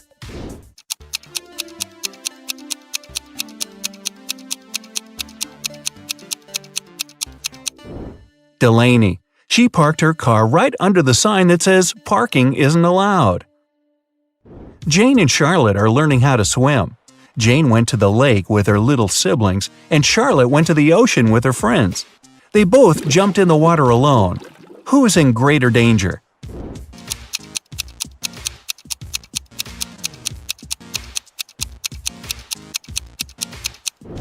Jane. In case she struggles, her little siblings won't be able to pull her out. McKenna and Desiree are late for school, so they're taking a shortcut. McKenna takes the way through the woods, and Desiree decides to go across a frozen lake. Who's in danger?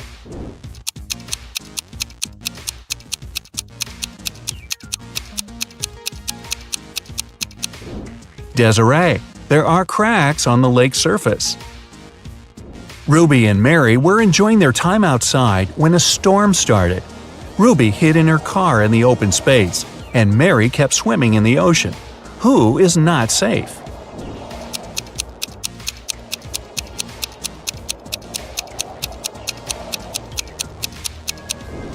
Mary should get out immediately. It's dangerous to touch water during a thunderstorm. It's okay to hide in a hardtop vehicle as Ruby did. Okay, easy questions are over. Next questions will give you 2 points each. Paige and Riley are going on a date, but they tell their parents they're practicing instead. Paige plays tennis and Riley plays soccer. Who's the worst conspirator?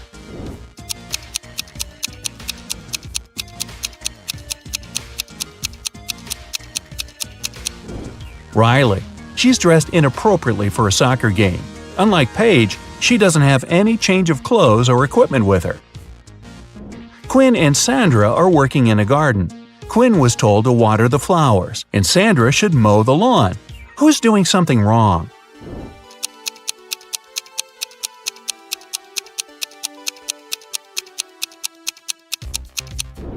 Quinn. She was told to water the flowers, but she's watering the trees.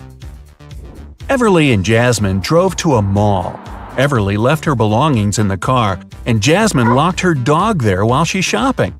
Who's being more stupid?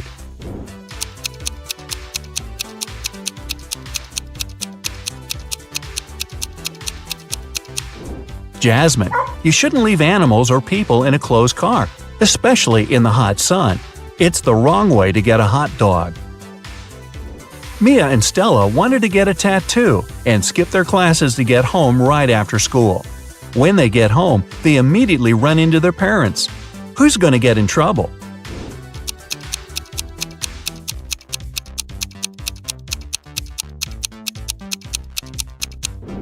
Stella. Her tattoo is right on her wrist, and there's no way her parents won't notice it immediately. Hannah's best friend is teaching her ice skating, and Lily is learning to ride a bike with her older brother. After several minutes, they feel like they've got it and ride away from their supervisors very fast. Who's least careful?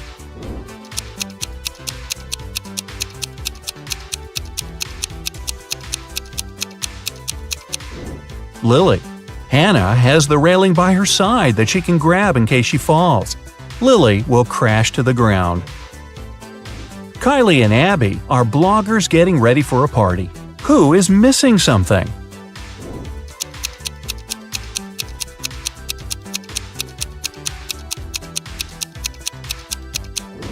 Kylie. She's charging her cell phone, but the cord is unplugged.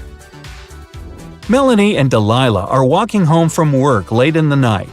Which of the two isn't being careful?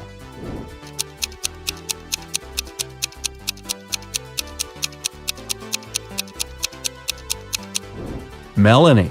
Although she's walking in a less creepy place, there are no people around. If something happens, no one will be around to help her. Sophia and Brooke went camping in the forest. Suddenly, they notice a moose moving towards them. Who is in greater danger?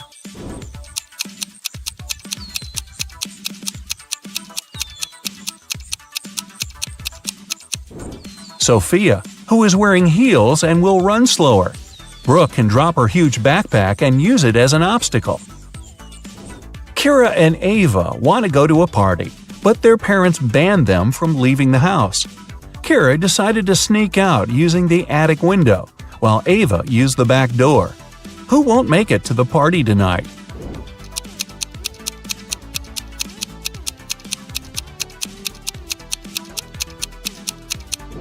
Ava. Kira is quite risky, but Ava's dad is reading a newspaper in the backyard. Maya and Chloe went for a walk. Maya went to a forest and stopped to take selfies with a friendly squirrel she met.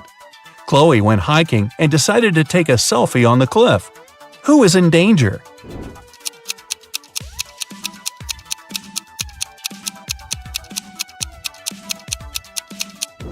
Maya. The branch above her is about to fall. Maeve and Sarah are cheating on their math test. Who is more likely to be caught?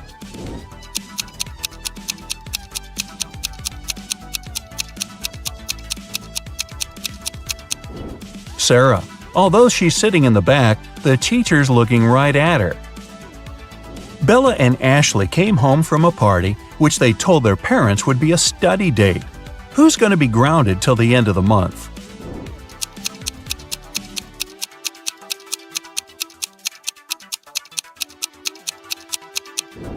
Bella. She'll have a hard time coming up with a logical explanation for the confetti in her hair. Elizabeth and Kate are late for work, so they're driving above the speed limit. Which of them is in greater danger?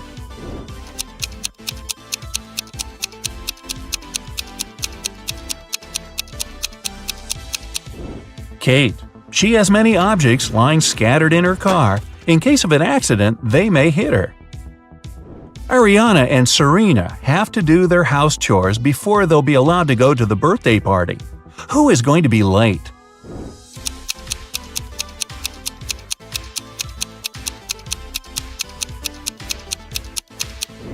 Ariana. The iron isn't plugged in. Since she's distracted with the TV, it might take her a while to notice. And finally, here are the hardest questions that award 3 points each. Jessica and Margot are jaywalking. Jessica is listening to music and Margot is texting her friend. Who is in greater danger?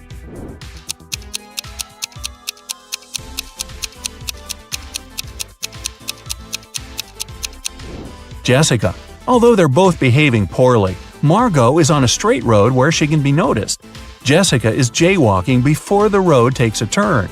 Someone might not have enough time to react and stop. Julia and Naya are taking a vacation to the jungles. Julia got tangled up in lianas, and Naya got stuck in quicksand. Who's in danger?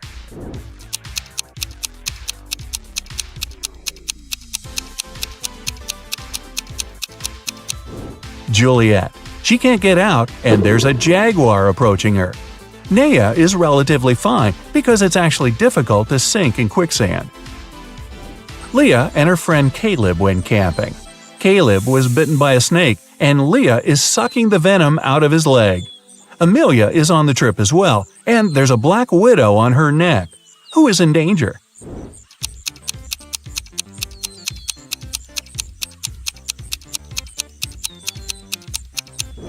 Leah.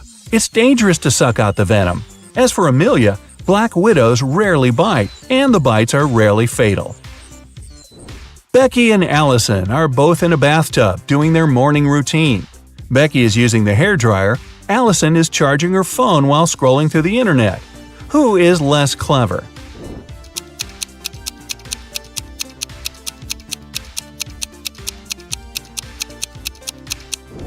Allison. It's dangerous enough to have a socket close to the water, but Allison is charging her phone.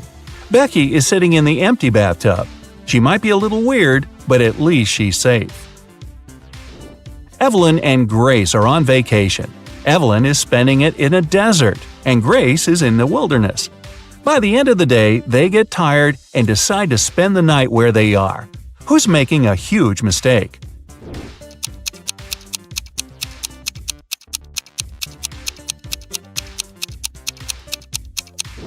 Evelyn. Night temperature in the desert can fall to 25 degrees Fahrenheit and she'll be freezing. Grace's fire will scare away wild animals. Emma and Avery are planning to go to the movies with their friends tonight. Meanwhile, they're enjoying a hot summer day. Who's not going to make it to the movies?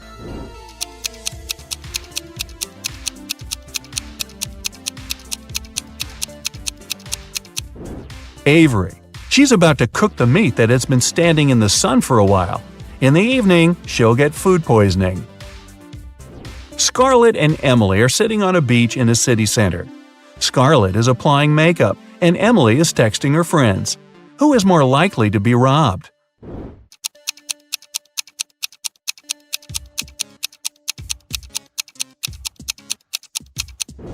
Emily. Although they're both distracted, at least Scarlett has a mirror in her hands and can see if someone is approaching her. Ella and Madison are driving to their friend's birthday party.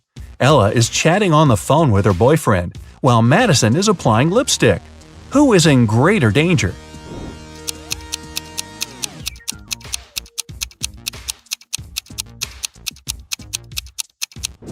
Madison. Although they both shouldn't be distracted while driving, Madison isn't wearing a seatbelt. Now, sum up your points. If you got less than 25 points, you scored below average. But don't be sad. Check out some of our other riddles to train. If you've got between 26 and 40 points, you have an average score, and you're on the right track. If you scored between 41 and 55, you're above average. And if you scored 56 or more, you must be a second Einstein. Relatively speaking. Mr. Jones was watching TV when the doorbell rang. It was a guy who introduced himself as Lincoln. He said that he was a member of a volunteer group. They were collecting donations to save the rarest species of dodo birds. But Mr. Jones didn't believe him and called the police. Why?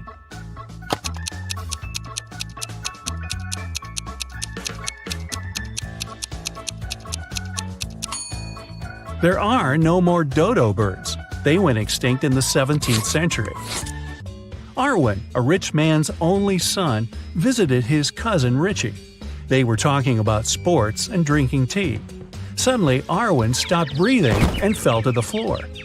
Richie called the doctor, who said that Arwen had been poisoned. Detective Callum arrived and started the investigation. Soon, he accused Richie of poisoning his cousin. How did Richie manage to do that?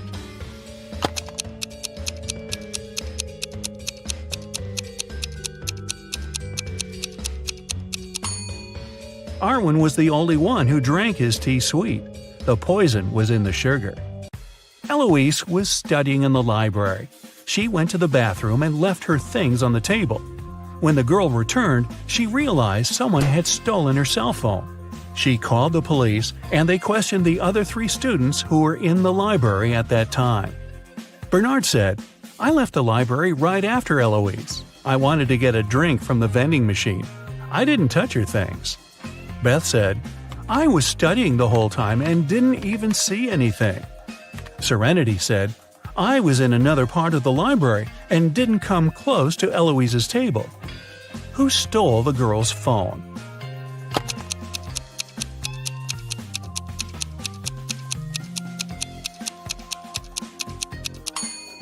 It was Bernard. He said he'd left to get a drink from the vending machine. But look, there are no drinks in there, only snacks. Samantha and her daughter Avery went to the lake to spend some time together. Yay! They found a nice spot and sat down there. A bit later, Samantha remembered she'd left her camera in the car and went to get it. When she returned, her daughter was gone. The woman called the police, and they started to look for the girl. There were 3 people nearby, and the police officers interrogated them all. Benjamin said, "I was walking nearby and saw a girl sitting by the lake, but I didn't do anything to her." Genevieve said she hadn't even seen the girl or her mother. And Victoria said she hadn't seen them either, but she heard someone screaming.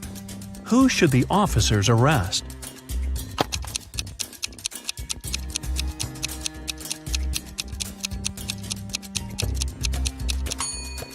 They should arrest Genevieve.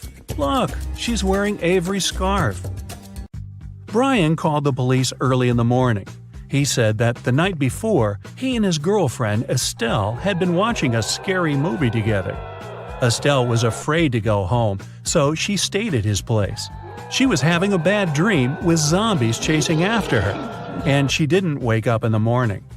The guy didn't know what had happened, but the police arrested him, claiming he was guilty. Why?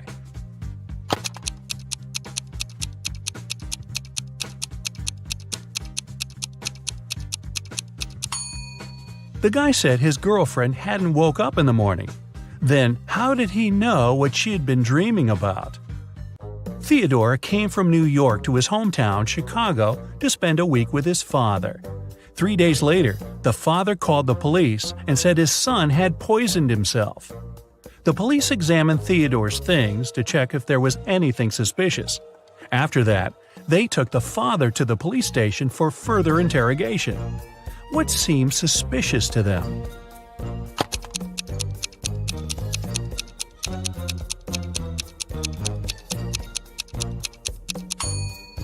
The officers found a return ticket from Chicago to New York.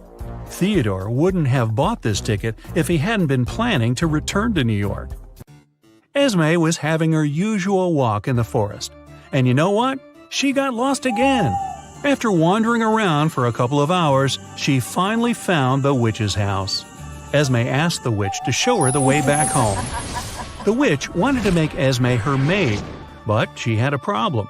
She was planning a vacation and wanted to go fishing. Her fishing rod was 13 feet long, and one was only allowed to take things no longer than 12 feet on the train. The witch promised Esme that if the girl found a solution, she'd let her go. What can Esme recommend?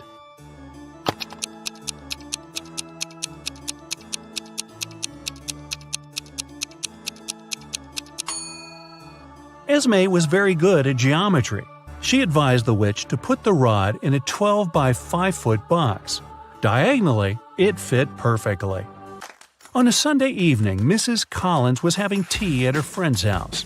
Her friend suddenly said that she had seen one of Mrs. Collins' daughters in the mall that day.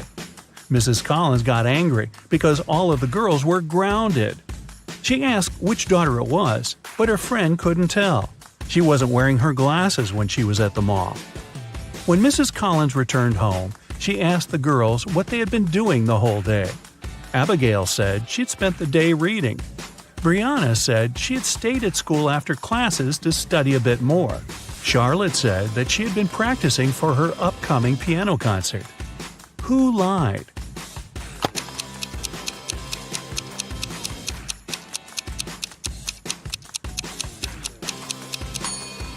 Brianna. It's Sunday. There's no school. A young girl, Tenley, was brought to the hospital after being poisoned. But the examination showed that Tenley hadn't eaten or drunk anything that day. Her sister, Kennedy, said she didn't know anything about the accident. Tenley's friend, Ruby, said, "We were at school when Tenley felt bad." Tenley's boyfriend, Archie, said, "I haven't even talked to her today."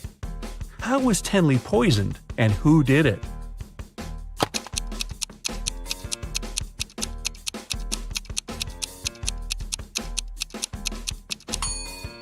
The girl hasn't eaten anything, but she has some lipstick on. That's what contains poison. And the only person who had access to Tenley's room that day was her sister, Kennedy. There was a car accident in a tunnel. The police suspected that one of the drivers, Owen, had fallen asleep behind the wheel. But Owen denied it. "I just couldn't see well because of the rainstorm," he said. The police didn't believe him and immediately arrested the man. Why?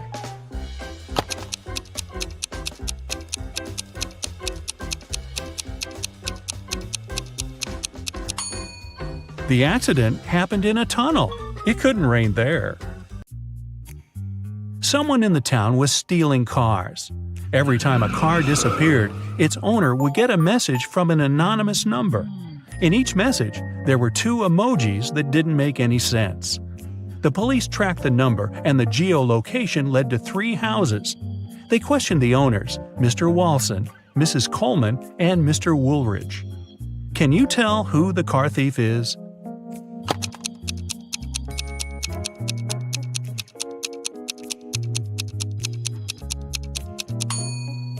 The emojis seem to make sense after all. They're a wall and a father with a son. Combine them and you'll get Walson. So Mr. Walson must be the one stealing cars. Now let's play the game Who's Less Smart? It's early morning. Tom and Joseph are driving their teenage children to school. Who is not smart?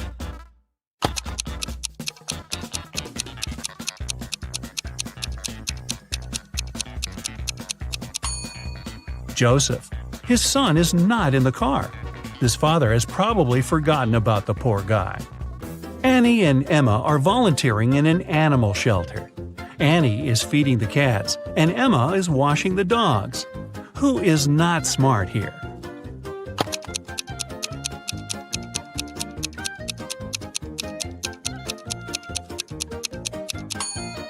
Annie. She's giving dog food to the cats. Logan and Anthony are both having job interviews at 4 p.m.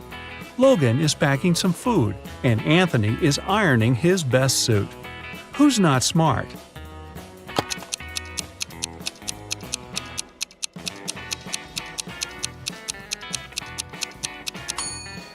Anthony. Look at the clock. The interview is going to start in 5 minutes, and he's still at home. Logan is at home too, but there's still another hour till his interview begins. Noelle and Gabriella are cleaning the house. Noelle is listening to music while vacuum cleaning the living room, and Gabrielle is washing the windows. Who is not being smart?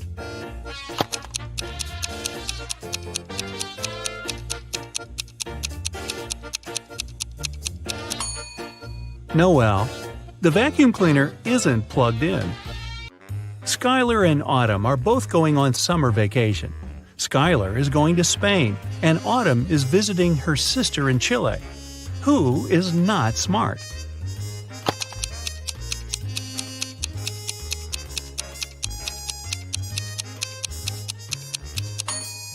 Autumn. She's packing shorts and swimwear, but she won't need them because it's winter in Chile. Both Josh and Amelia didn't sleep well because their neighbor's dog had been barking all night. Amelia asked Josh to take out the trash while she was making some coffee for them. Who is not smart?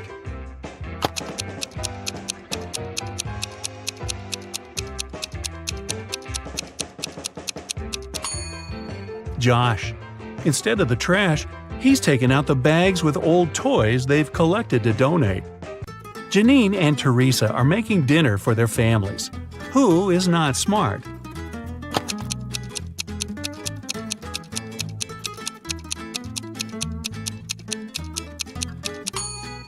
Well, they both have a problem.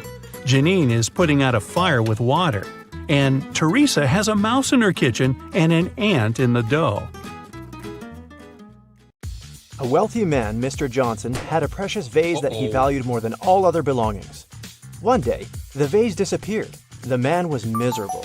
An hour after he discovered it was missing, he got a message.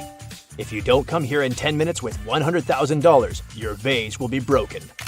There was a photo attached to the message. Mr. Johnson realized it was some hotel.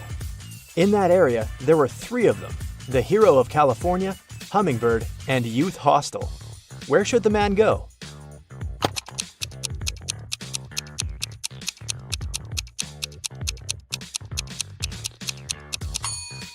Mr. Johnson should hurry to Hummingbird. It's the only hotel that has the 7th floor. Amanda was in the middle of a burning room.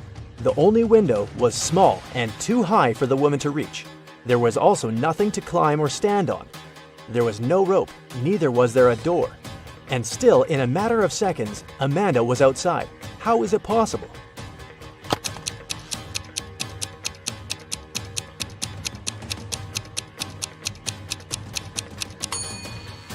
There was no door in the room. The woman just ran out through the doorway. A woman is sitting in her cabin in Ohio, but 4 hours later, she gets out of her cabin in Arizona. How did she do it?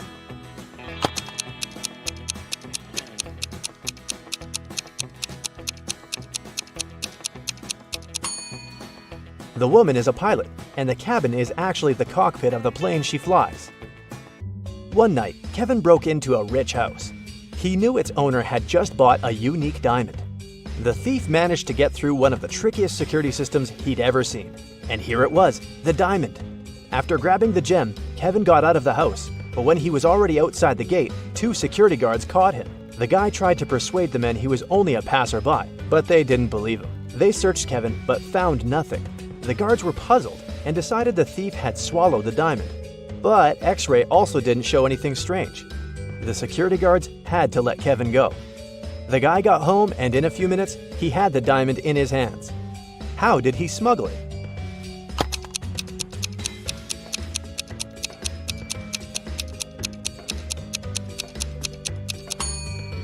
When Kevin broke into the house, he wasn't alone. His parrot was with him. After getting the precious stone, the guy attached it to the parrot's foot, and the bird brought the diamond back home. Paul was a young but very talented chemist. He was going to attend a very important conference where he had to present his latest work. But right before the event, Paul's envious colleague locked the guy in his lab. There was no way he could get out of there on his own. In the middle of the room, there was a test tube with some bright purple liquid inside. There was also a note. This mixture will blow up in 1 minute. You've got only one chance to neutralize it with one of these ingredients. If you add the correct one, the reaction will stop. Here's the clue you'll need to figure out the needed ingredient. H, I, J, K, L, M, N, O. And don't hope your chemical knowledge will help here. Luckily, Paul was very smart and managed to find the right ingredient before the time ran out. Which one was it?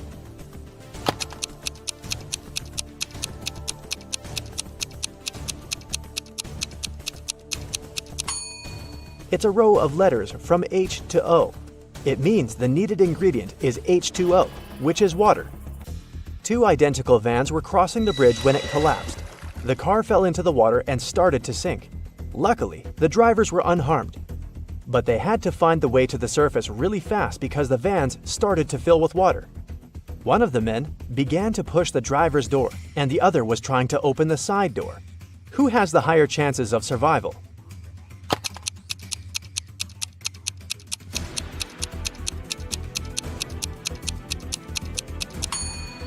The first driver won't be able to open the door because of the water pressure. But the side door in the second car is a sliding one. With some effort, the second driver will be able to open it and escape. One person can dig a hole within 1 day. Then, how long will it take 2 people to dig half a hole?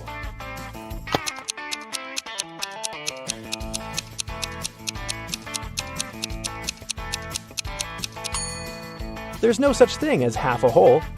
Look at these pictures and try to figure out which mirror is magical.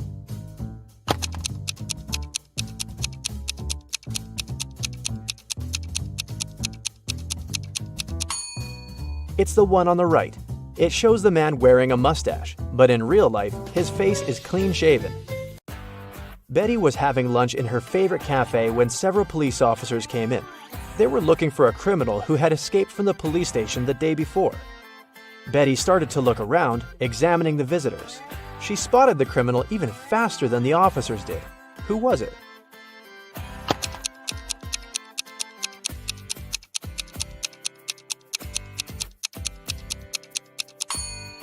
Look at the barman. He's wearing handcuffs. Daniel wanted to go to the seaside with his friends in the summer, but his father reminded the guy he'd promised to help in his parents' store. When the man saw how upset his son was, he offered him a deal. Daniel had to solve several riddles, and then he'd be free to go and have fun with his friends. So, our customers often ask us to sell them something that's full of holes but can still hold water. What should we offer them? After a while, Daniel found the right answer. What's this mysterious thing?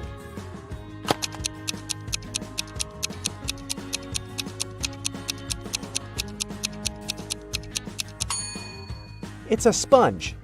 Daniel's father continued, I'm thinking of introducing a new method of pricing the things we sell. Socks will cost $20. A tie will be $12. You'll have to pay $28 for a sweater. And a coat will cost $16. Based on this pricing method, how much will be a t-shirt? Do you know the answer?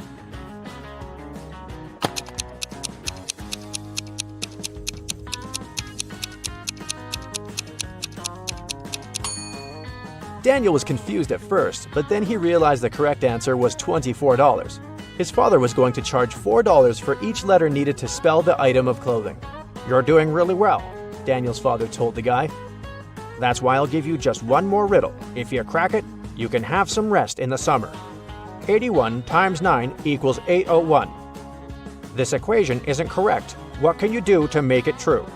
This riddle took Daniel quite a while. And how fast can you solve it?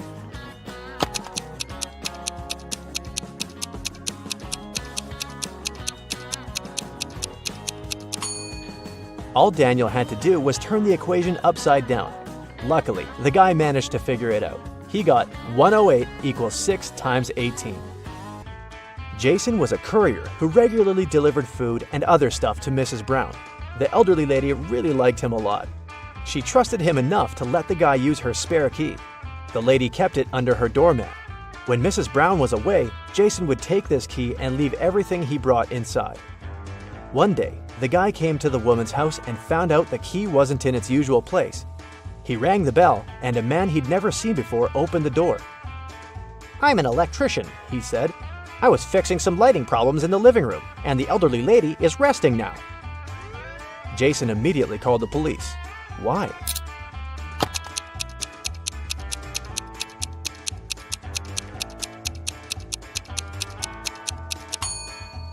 The criminal entered the house with the help of the spare key. Paul came back from his lunch break and saw that someone had spilled coffee all over his documents. He cried out, and this attracted his boss's attention. The man decided to figure out who had spoiled Paul's work. He asked his subordinates what they had been doing during their lunch break. Nancy and Liza said they had been together. They went to a cafe to get some coffee. Brian explained that he'd felt unwell. That's why he decided to take a walk in the park. And Sandra said that she'd been talking to her boyfriend on the phone. The boss immediately realized who was lying. Can you figure it out?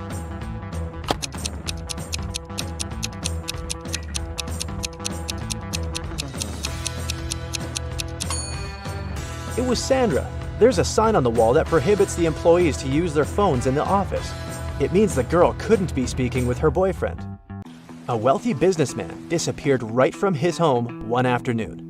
His wife called the police. The detective arrived and questioned everyone who was in the house at that time. The cook said that she'd been preparing dinner and hadn't left the kitchen. The maid claimed she had been cleaning the dining room after the businessman and his wife had had lunch. And the wife said that after lunch, she'd been sunbathing and swimming in the pool. The detective immediately realized who was behind the man's disappearance. Do you know the answer?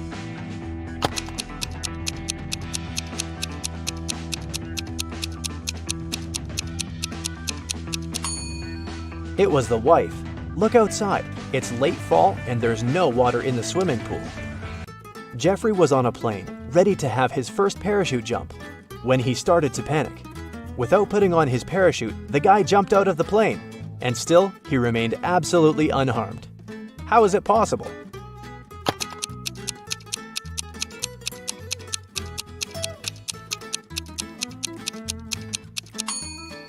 The plane was still on the ground. There's a large apple tree growing on a cliff. If a powerful wind is blowing towards the land, where will the apples fall?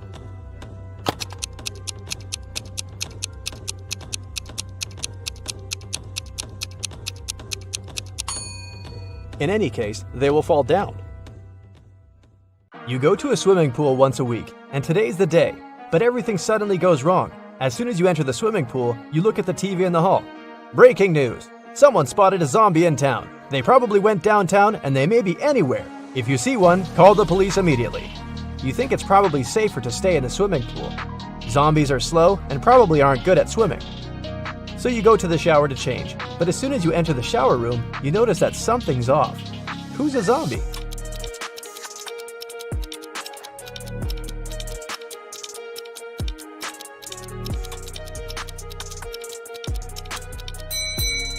The two girls seem completely fine, but there's a bandage on the man's leg.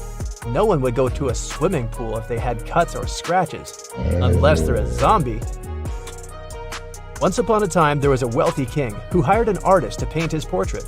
The artist told the king that he wanted to be paid in gold, and he wanted to get paid every day. He also said it would take him 7 days to finish the painting. The wealthy king had only large bars of gold, and he wanted to give 1 bar for his work. But since the artist wanted to get paid daily, he needed to come up with a plan. He had a magic tool that could cut any material, but it was able to make only 2 cuts. How did the king split the gold bar so that the artist got his gold every single day in equal amounts?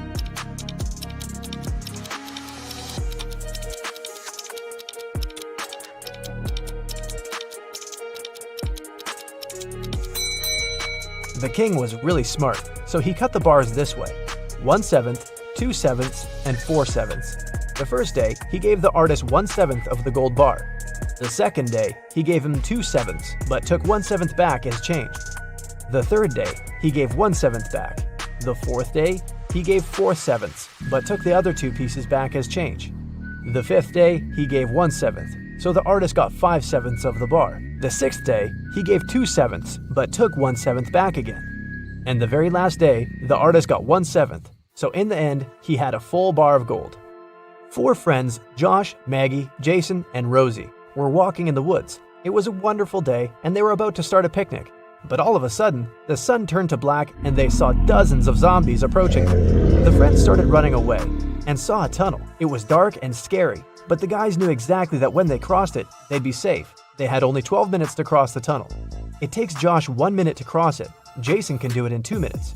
Maggie thinks it will take her 4 minutes, and Rosie can cross it in 5 minutes. Not to risk it, the guys decided to split into 2 groups. The problem is that they only have 1 torchlight, and there's no way they go there in 4. How can they escape?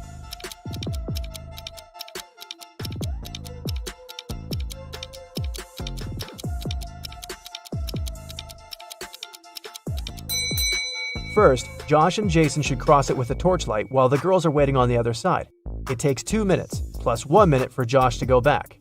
They still have 9 minutes. Josh hands the torchlight to the girls, and they cross the tunnel in 5 minutes. 4 minutes left. When the girls are on the other side, they give the torchlight to Jason, who comes back to take Josh in 2 minutes, and they run back together in another 2 minutes. The airport security had an emergency alert. There's a man with fake documents trying to fly away from New York. They had 3 suspects who look almost the same. Which passport is fake?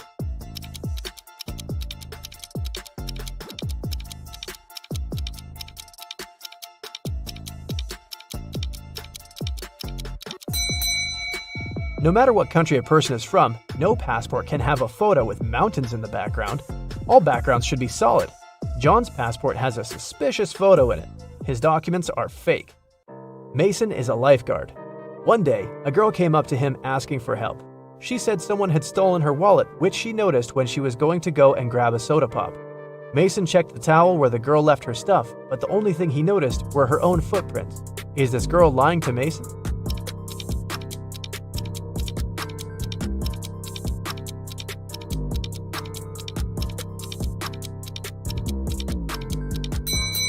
The girl was telling the truth. Mason had an eagle eye, and he saw a guy with a fishing rod. He must have stolen the girl's wallet. No one wants to go fish in the public beach. Robbers stole a few precious gems the other day. The police were alerted immediately, but they didn't know where to look for the thieves. Suddenly, they got an anonymous email. Check all the bottles in the cars leaving the town. Best regards, Mr. X. At the end of the day, the officers stopped a car loaded with boxes and bottled water. The bottle bottoms were all covered with paint, so they thought the gems should be in one of them. The level of water was the same in all the bottles, but when one of the officers placed one of them right next to the box, he instantly realized something was off. What was it?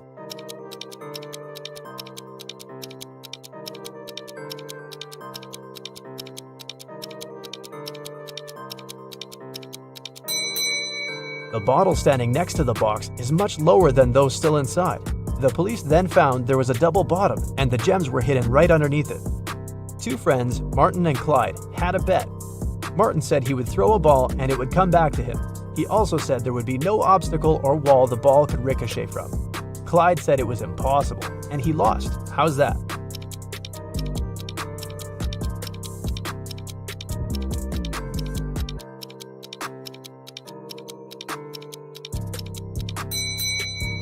Martin threw the ball straight up. It obviously came back to him. No magic, just physics. Emily grabbed a really nice muffin at the cafeteria and put it on the office desk.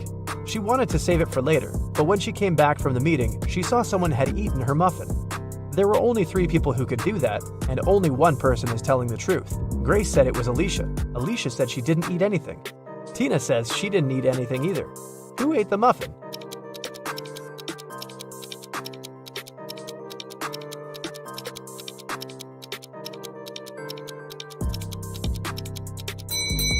It was Tina. Only one person is telling the truth, and it's Alicia. If Grace or Tina told the truth, then there would be 2 truthful people, but Emily knew only one person wasn't lying. Patrick really wanted to come to a private party, but the security would ask each person if they knew the secret access code. Patrick decided to overhear their conversations.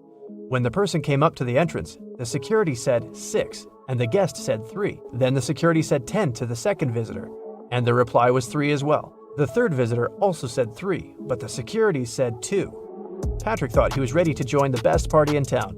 When he came up to the entrance, the guard said 7, and Patrick replied 3. The security didn't let him in. What should Patrick have said to get into that fancy party?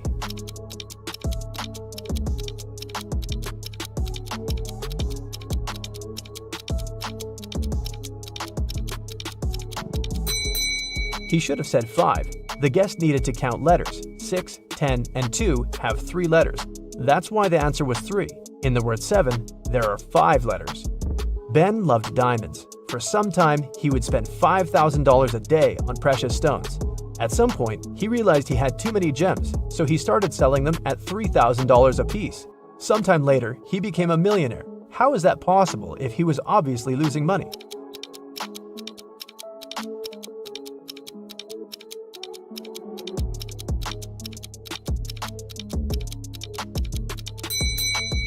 Before his gem rush, Ben used to be a billionaire. Since he started losing money, he became only a millionaire.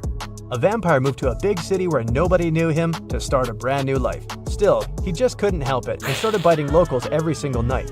People got scared and invited a private investigator to solve the problem. A couple of days later, Detective Reitman had 3 suspects. He decided to visit each of them to find out who the vampire was. After visiting all the houses, he was sure he found the vampire. Who was it?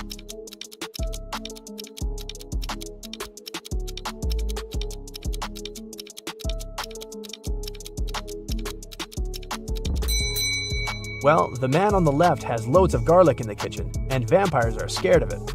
The second suspect had a lot of silver-plated accessories, earrings, piercings, and a chain. Vampires don't really like silver. The guy in the blue shirt is a vampire. Long ago, in the kingdom of Riddles, a criminal was caught.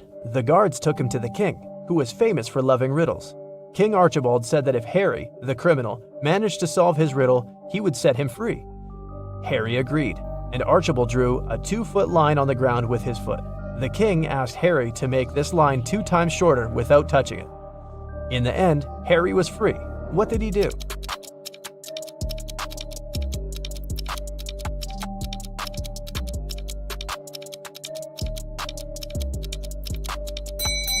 Harry drew a 4-foot line with his foot, so that the one the king drew got 2 times shorter.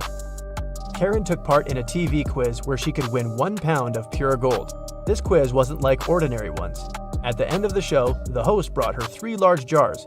Each of them has 1 pound of pure gold inside, plus some unpleasant surprise. The first jar has venomous snakes inside, the second one is full of acid, and the third one is filled with boiling hot water. Karen can only use her hands to get the gold out of the jars. She has 30 minutes to think. Which one should she choose?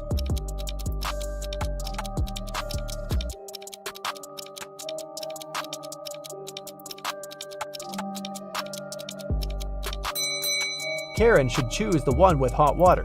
It cools down pretty fast, and it's gonna get lukewarm in half an hour. Guess who's rich now? Aha! Today, Peter and Zach's dream has come true. They've bought a trailer. Now they're ready to begin their long-planned journey through mystical places all over the country to make their vlog. But first, they need to pack. There are 3 boxes, but the guys can only take one of them. Which box should they choose?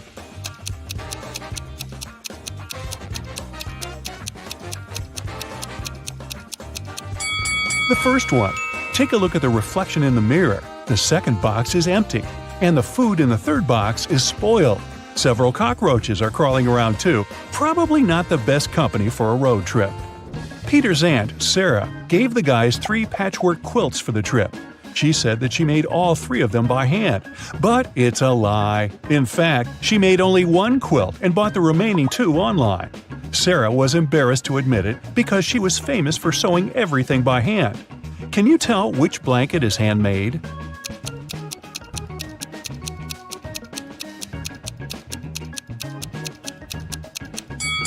The third one. Look at this piece of fabric. It's identical to Sarah's skirt. She sewed these 2 items using the same material. Finally, Zach and Peter hit the road. They headed for the first spot. It was an abandoned library on a hill. Subscribers told the guys many ghost stories about this place. But our vloggers were skeptical and wanted to explore the building on their own. They walked around the library, recording videos and taking Polaroid pics. But they didn't meet any ghosts. When they returned to the trailer and looked through the pictures, they freaked out and locked all the doors.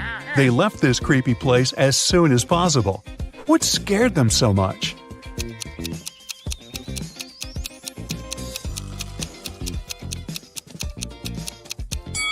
Both of them are in the photo, but then who took this picture? The guys made a stop at the local coffee shop to get some hot drinks. As soon as they came in, Peter grabbed his camera and started recording.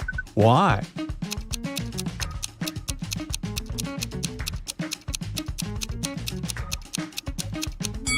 Here's a ghost. The guys ordered sandwiches, but the barista, Fiona, had to prepare online orders first. So she asked the guys to wait for their food for a while.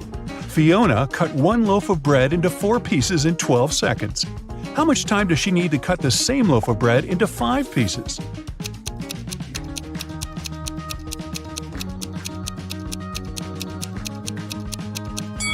"16 seconds.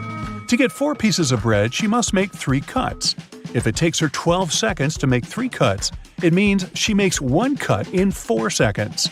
If Fiona wants to cut the bread into 5 pieces, she needs to make 4 cuts. 4 seconds for each cut makes it 16 seconds in total. Oy, my head's spinning. Zach noticed a fortune teller shop in the basement. It could make great content for the vlog, so he went downstairs. But as soon as Zach entered the shop, all doors and windows disappeared. Wicked Witch offered the guy a deal. She had 2 identical cards. One of them had escape written on it, while the other said marry me. Zach could pick only 1 card. If he got the escape card, he'd be free. And if he picked the marry me card, he'd stay with this creepy witch forever. The witch didn't want him to have a chance to escape, so she wrote marry me on both cards. Zach anticipated that the witch would do so, but he still managed to win and escape. How did he do it?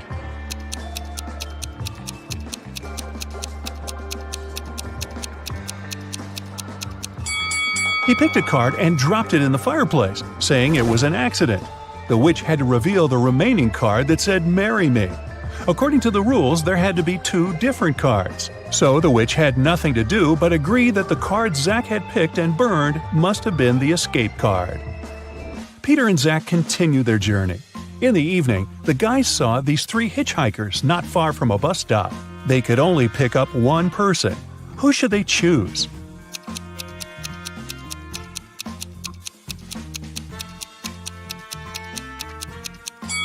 This pretty girl is a werewolf. Hey, look at her toes. She has already begun to transform because it's the full moon. And this harmless-looking elderly lady is a runaway criminal. Take a look at the poster hanging at the bus stop. It's her portrait. As for the guy, he looks pretty harmless. Yeah, his clothes are indeed stained with something red. But that's just some paint because he's an artist. Look, there are art supplies in his backpack. The artist, whose name was George, told the guys about another interesting, mysterious place. The locals called it the Haunted House. 1 week ago, George heard strange screams coming from inside. He went to check the house. A minute later, he ran away screaming. What scared him so much?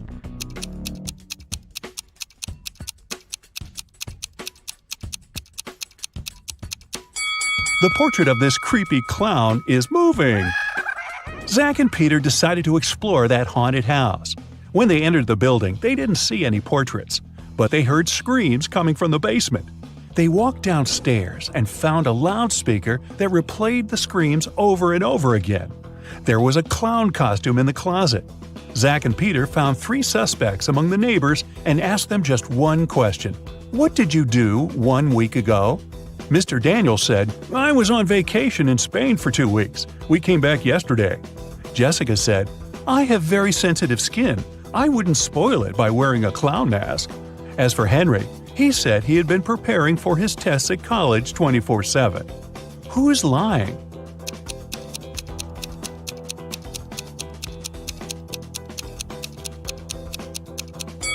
Jessica.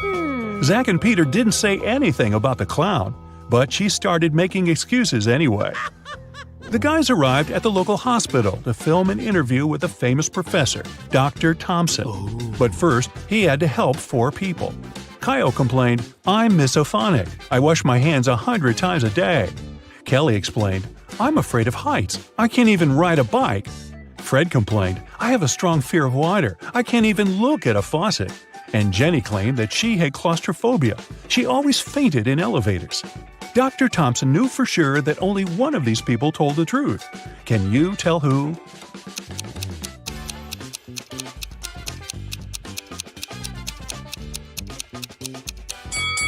Fred can't be afraid of water. He has an aquarium with fish in his house. Jenny lives in a tiny van, so she can't have claustrophobia. And Kyle's apartment is too messy for someone who has a fear of dirt and germs. So it's Kelly. She sleeps on the floor, which is normal for someone with an abnormal fear of heights. Next stop, creepy caves. Zach and Peter went to see ancient ruins in the middle of the woods. Many people had disappeared there. The guys heard weird screams coming from the cave, ran toward the sound, and got lost. Suddenly, they saw 3 tunnels. The first tunnel was filled with fire. A hungry vampire was waiting in the second tunnel.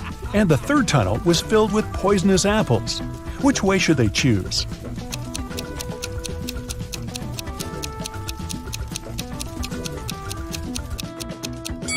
The third tunnel is safe. The guys don't have to eat those apples. After their epic adventure in the cave, Zach and Peter went to the supermarket to buy some groceries. I'm guessing the apples made them hungry. Can you see a ghost in this room?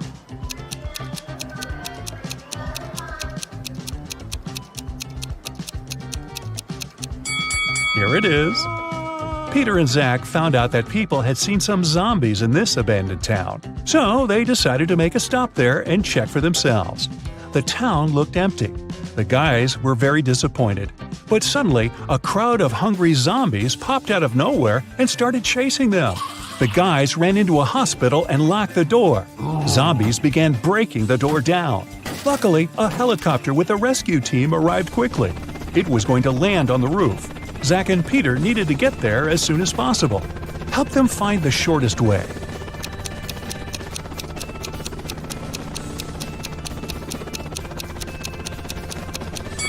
Here's the way. After saving the guys, the rescue team invited Peter and Zach to go skydiving together. They agreed and put on parachutes. They took this picture inside the plane right before the jump. Can you tell which of these people is in danger?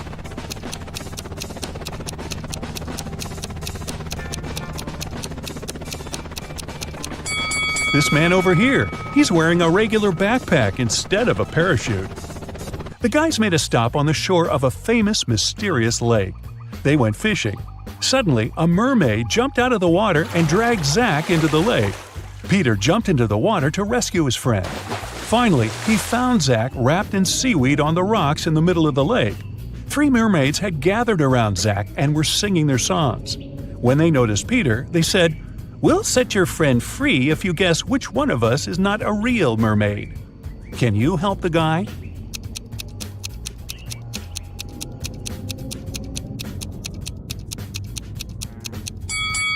This lady over there, her tail isn't real.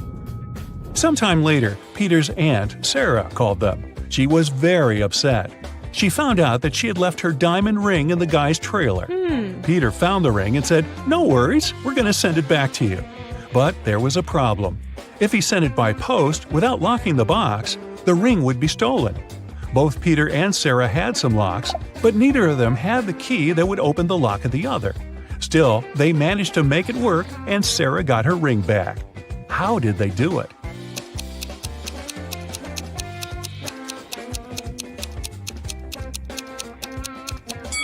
Peter locked the box with the ring and sent it to Sarah. When Sarah received the box, she added her lock and sent it back. Peter received the box and removed his lock. Then he sent the box back to Sarah. She opened the lock with her key and got the ring. Man, these folks lead complicated lives, don't you think? Gemma is a mermaid. No, really. She lives in the Atlantic Ocean with her family and friends. Can you tell who the youngest sister in the family is just by looking at them?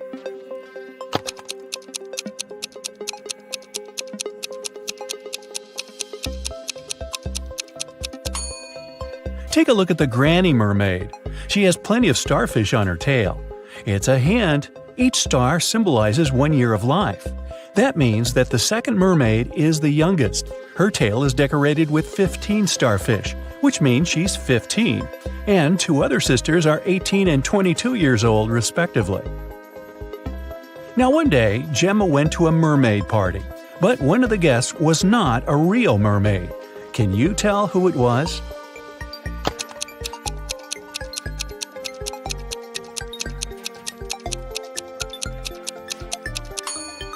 This shark over there is not a mermaid. Gemma's mother, Fiona, owns a cute one-story jewelry store for mermaids. She came to her store early in the morning and found out that the most expensive necklace had been stolen. She called the underwater police. Detective Fisher arrived and questioned Fiona.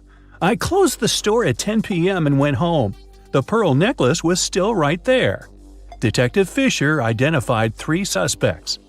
The owner of the store next door said, "I closed my door at 8 p.m. and went home right after that." The guard said, "I was on duty last night. Perhaps the thief snuck into the store when I was patrolling another floor." And the cleaning lady said that she'd finished cleaning at 4 p.m. Then she rushed home because her husband was having a birthday party.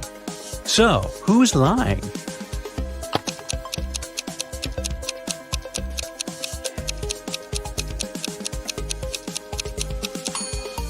The guard. Fiona's shop is a one-story building. He couldn't be on another floor when the necklace was stolen. There's no other floor. Gemma was swimming with dolphins and reached the surface of the ocean. Suddenly, she noticed 2 handsome guys, Nick and Rick, and they were both in trouble. Which guy should Gemma save first?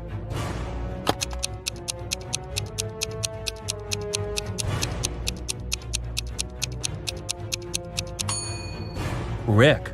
Although this wooden boat is a bit flooded with water, it's still okay, and Nick can scoop the water out. But this inflatable boat is damaged. Rick will soon find himself in the water, and a shark is nearby. Gemma saved both guys and brought them to the shore. Nick grabbed his phone and took her picture without permission. Gemma asked him to delete the photo because merfolk didn't want people to know about them. Nick said, "Okay, I'll delete the evidence, but first, you gotta crack my riddle. Salty water everywhere, but not sea in sight. What am I talking about? Can you help Gemma?"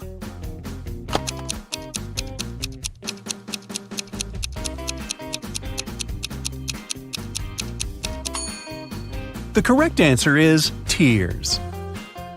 Rick asked Gemma on a date, and she said yes. She went to a local witch doctor to buy a potion to get human legs for 24 hours. The door to the witch's house was locked, and the note said, "If you want to meet me, find the key first." Can you help Gemma find the key?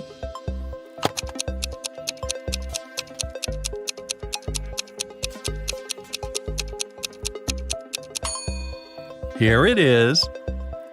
Gemma opened the door with the key and found another door that required a password. There was a note on the door. What has 88 keys but cannot open a single door? Can you help Gemma crack the code?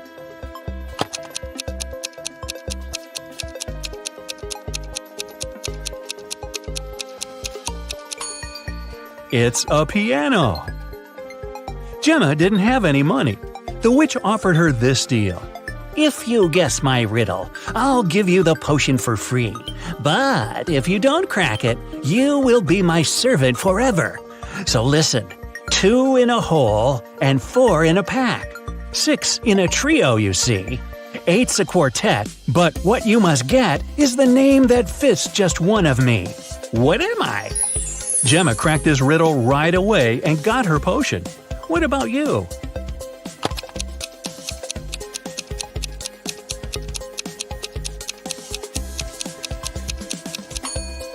The correct answer is half.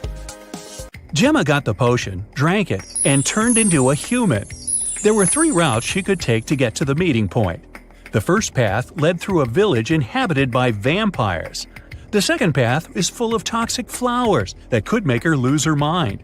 And the third path went through an enchanted forest that blocked all magic and canceled all previous spells. Which way should Gemma choose?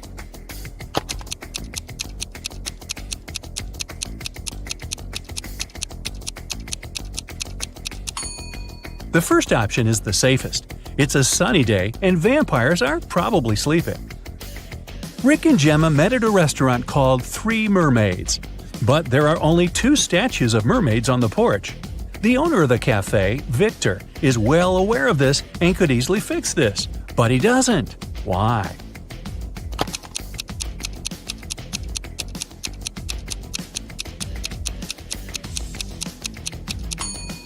This is his business strategy. Passers-by notice the mistake, enter the restaurant to inform the owner, and often stay for lunch. Rick is a detective at the police station. During his dinner with Gemma, he received an urgent call from work. Jeff, a country house owner, said that his housekeeper had tried to get rid of him. The night before, the housekeeper gave him an apple for dessert. The man took a bite and passed out. He woke up the next morning and immediately called the police. Rick and Gemma went to the crime scene. The housekeeper denied everything. Gemma didn't know who to believe, but when Rick examined the crime scene, he understood who was lying right away. Who's the liar, the housekeeper or the owner?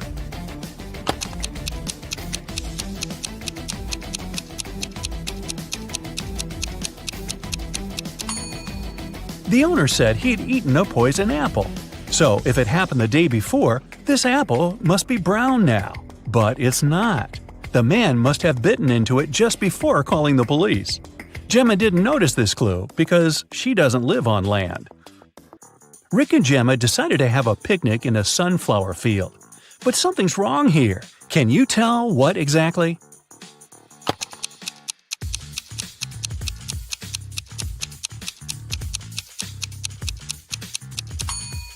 The wind is blowing the clouds to the right, but the sunflowers are swinging to the left. That's impossible. Gemma fell asleep in the field. When she woke up, Rick was gone. She looked around and saw an evil elf. He said, "I have put your boyfriend in jail, Mermaid. If you want to see him again, solve my puzzle. I can be red, blue, purple, and green. No one can reach me, not even the queen. What am I?" Can you help Gemma save Rick?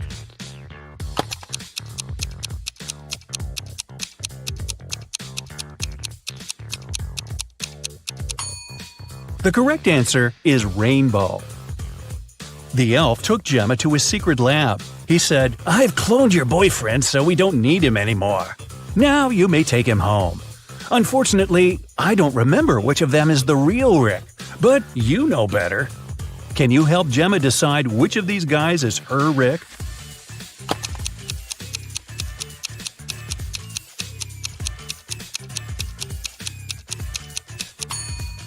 This guy has 3 fingers. This Rick's teeth are too sharp for a human. This Rick lacks eyebrows, and this one has pointed ears. So this one is the only real human. The elf returned Rick to Gemma. The guys rushed away from his lab. It began to rain, and they decided to hide in an old, creepy castle. When they entered the building, they saw a beautiful fountain. That's when Rick and Gemma realized that they were not alone. There were many ghosts in this castle. Can you figure out the exact number?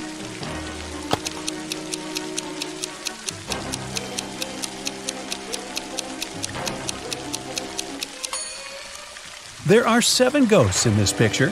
One of the ghosts is hiding inside the fountain. And the guy over there is not a ghost. He has feet and he's sweating. He's the owner of the castle. The owner showed Rick and Gemma his art collection. It contained an ancient and expensive item he was very proud of. "This is a picture created by a 16th century artist. I got it from my father, and he got it from his father too, and so on." But Rick didn't believe that the painting was original and called the castle owner a liar. Why?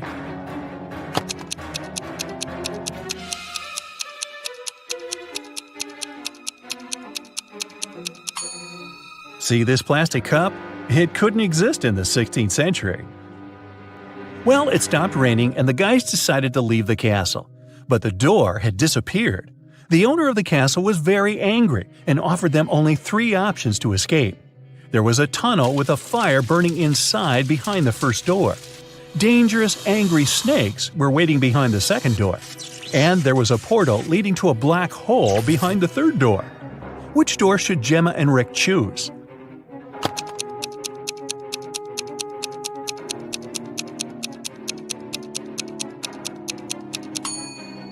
The first door. They can put the fire out using the water from the fountain and vases from this shelf. Rick and Gemma went to the beach because the 24-hour spell was coming to an end. Gemma had to return to the Sea Kingdom. Suddenly, the Wicked Witch appeared out of nowhere and said, "You guys are so cute. I don't want you to be apart. If you manage to solve my riddle, I'll turn Gemma into a human for good. Here's your task. How to poke a balloon without popping it." What do you think? Rick cracked this riddle right away. What about you?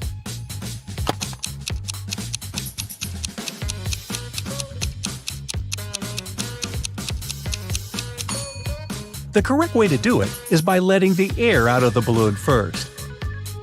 Gemma became a human. Rick was very glad and invited her to go on vacation right away. They arrived at the airport, but suddenly an elegant lady began to shout. Someone had snatched her super expensive bag. Rick reacted quickly. He detained 3 suspicious passengers who had been hanging around for the last hour. Rick and the airport security watched the footage from the cameras. Unfortunately, they could only find the footage of the events from 5 minutes before the theft. So, who's the criminal?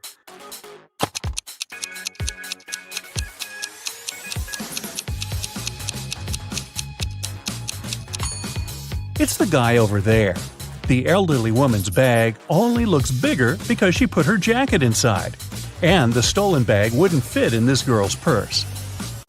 Gemma was living happily with Rick. But one day, she received this postcard from her mermaid sister.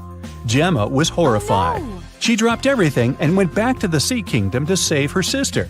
But when she got there, she saw that her sister was safe. How did she survive?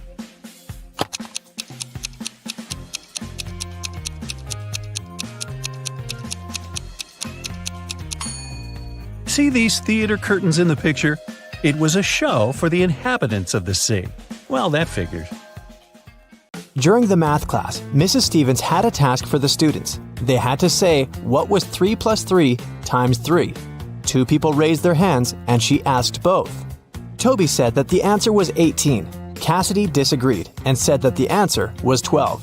Who is right?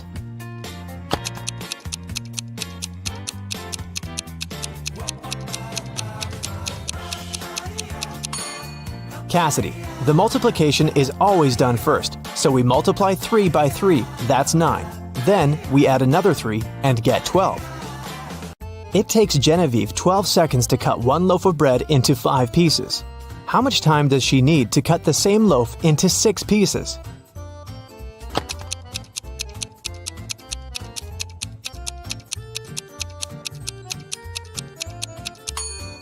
"15 seconds to cut the bread into 5 pieces. She must make 4 cuts. If it takes her 12 seconds to make 4 cuts, it means she makes 1 cut in 3 seconds. If she now wants to cut the bread into 6 pieces, she needs to make 5 cuts. And since 5 cuts takes 3 seconds each, the combined time will be 15 seconds. How many years in the 21st century have had 365 days?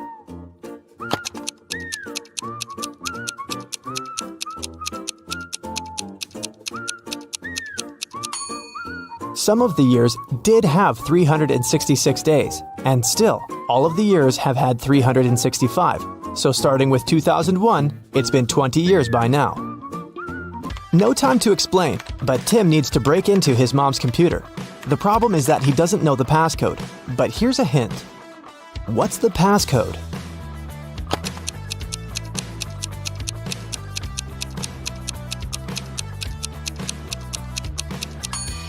Each consonant in the word equals 200 points, and each vowel takes away 100 points. In the word kiwi, there are 2 consonants that make 400 points. 2 vowels take away 200 points, so the passcode is 200. Lucas and Liam went for a walk. They found a cool tree and decided to climb up to the top of it. Who is less smart?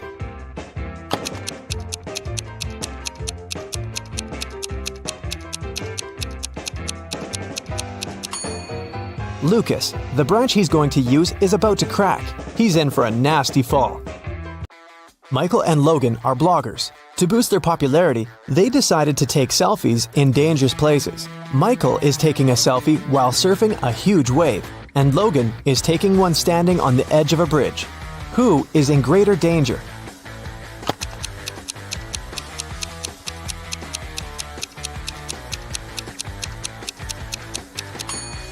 Michael. Logan at least has some people around. They'll notice if something happens and call the emergency services. Michael is alone.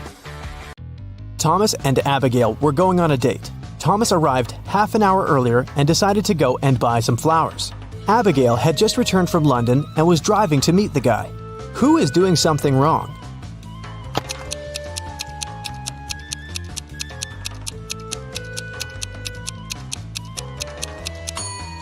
Abigail. She's driving on the left side of the road. Elizabeth and Melanie are getting ready for a barbecue party in the garden. Elizabeth is cooking and Melanie is decorating the garden. Who is not smart?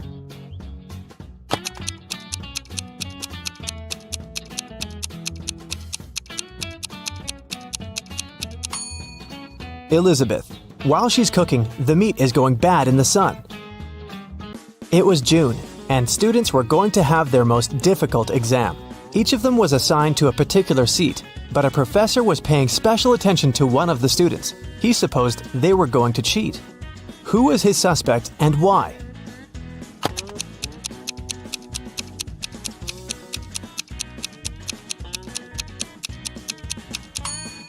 It's this blonde girl. In June, the weather is great and all students are lightly dressed. And still, this girl is wearing high boots and a sweater with long sleeves. Ella got a new motorbike. She locked it in her garage and left for work. When she came back home and opened the garage, the motorbike was missing. The woman called the police. The officer interrogated 3 of her neighbors. Ryan said that he'd been away the whole day and hadn't seen anything. Colin said, "When I was walking the dog, the motorbike was still there." Jane said that she had come to Ella's house to ask her for some garden tools, but Ella hadn't been there, so she'd left. Who stole the motorbike?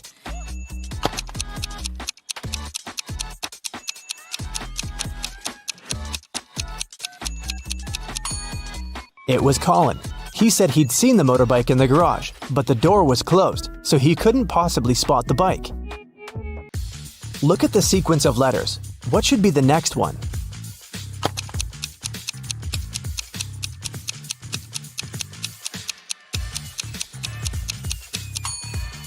Each of these letters is the first letter of some day of the week.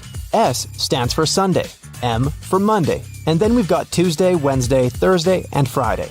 The only one that's left is Saturday, so we need an S. Mark was locked in a dungeon. There were 3 ways out, but none of them looked safe. Behind the first door, there was a huge and strong guard. Behind the second door, there were 3 big and very hungry dogs. Behind the third door, there are many little robots that were ready to charge at Mark at any second. Which way should the guy opt for to get out and stay safe?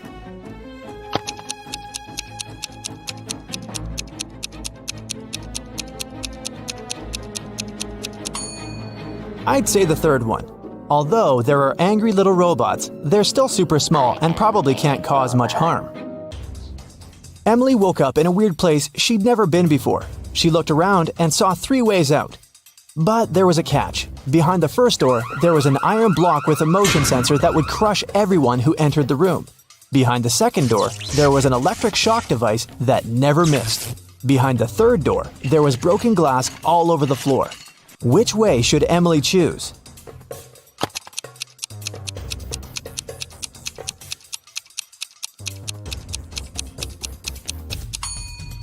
She should pick the third door. She's wearing boots, so walking on the glass is definitely not going to be too hard of a task for her. Stella called the police and said that her friend had been poisoned. She told them what happened. I was supposed to meet with Alice, but I arrived too early. So I went to pick her up at her house. I knocked, but no one answered the door. The light was on, so I knew Alice must be at home. I had a spare key, so I opened the door myself. I found her in the room unconscious with an empty glass by her side. The police officer asked if Stella had touched anything. The girl said she had only touched the door, the glass, and her friend. After that, she got arrested. Why?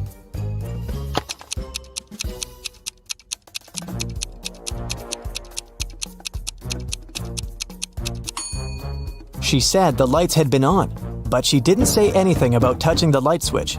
But when the police entered the house, the lights were off. Mrs. Donnell reported that she'd been robbed. She said, "I was in the restaurant's bathroom fixing my makeup when someone approached me from behind and hit me on the head. I didn't see what this person looked like." The police sent the woman home and refused to fill the report. Why?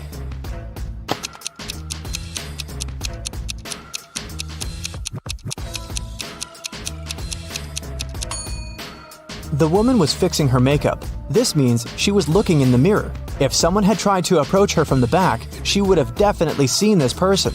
But she said she hadn't. She probably made the whole story up. A cleaning man was washing the windows in an office building and fell from the third floor. Everyone agreed it must have been an accident. Luckily, Detective Callum was nearby. Once he came closer and saw what had happened, he concluded that it couldn't have been an accident. Someone pushed the man out of the window. How did he understand it?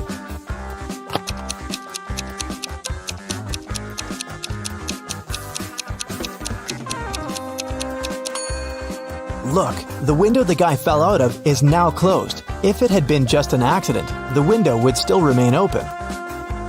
Sophia and Brooke went camping in the forest. Who is less smart?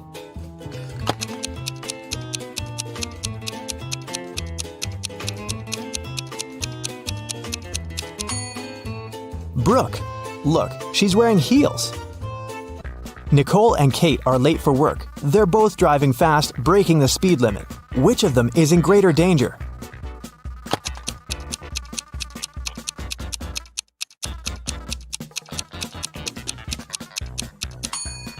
Kate. She has many things lying around in her car. In case of an accident, something is likely to hit her. Jessica and Margot are jaywalking. Jessica is listening to music and Margot is texting her friend. Who is in greater danger?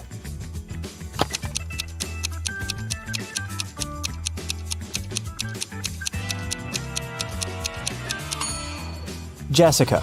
Although they're both breaking the rules, Margot is doing it in a place where she can be easily noticed by drivers. And Jessica is jaywalking right where the road takes a turn. Drivers might not have enough time to react and stop. Allison and Maddie are doing housework. Allison is hanging the laundry outside, and Maddie is vacuum cleaning the basement. Who is less smart?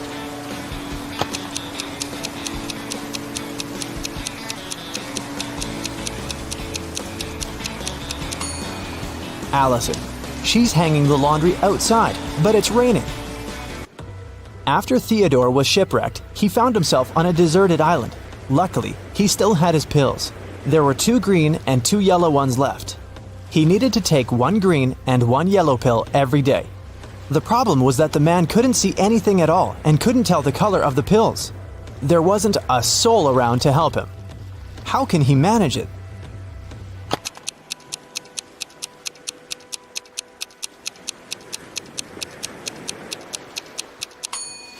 Theodore should break each of the 4 pills into half and eat half of each of the 4. This way, he'll eat exactly 1 green and 1 yellow pill.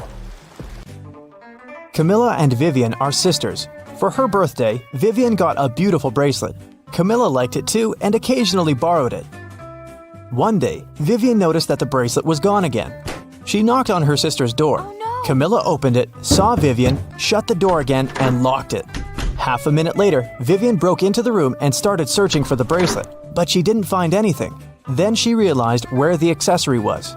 Have you figured it out?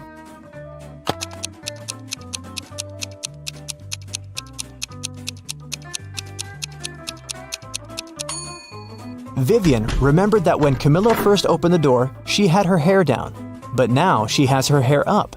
She has put her hair in a bun and hid the bracelet there. Space-time collapse has occurred recently in one of the most remote galaxies in the universe, the Rhino's Eye. A group of space scientists accidentally integrated an ultra-deferential evaluator into a quasi-spatial thermostat. How could you? Well, in simple words, somebody put a time machine, which looked like a TV remote control, inside a teleport that looked like a washing machine. So now, dozens of time and space anomalies are popping up all over the galaxy. You're the leader of the universe security. This highly developed group of humanoid creatures with dog heads monitors the order in the universe and eliminates all kinds of stellar problems and space-time anomalies. With your squad, you now have to deal with the consequences of today, tomorrow, and yesterday's incidents and turn off the teleporting time machine. You get into your Star Poodle ship and set off on a dangerous journey. The first stop is the planet Up. There, all intelligent and unintelligent life forms move vertically. All people, animals, and other amazing creatures move only up, climbing endless stairs. That's where an alien object from another galaxy and another time has appeared. Find something or someone that's not from this world.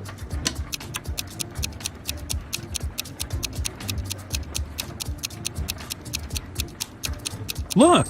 There's a snail crawling along that rope ladder. It's moving horizontally. You put the snail in a jar. You're going to send it home, to the planet Slime. Surprisingly, the snail can speak. It asks you for help. An unknown monster has appeared on its world, and now it terrifies all the inhabitants of the slime world. You decide to help and fly to the snail's planet. Just snails and caterpillars live here. The whole world is covered in a thick layer of slime. You can see huge snails, little ones, and even several snails the size of a skyscraper. But there is also an outsider among them. Take a good look around and find the impostor.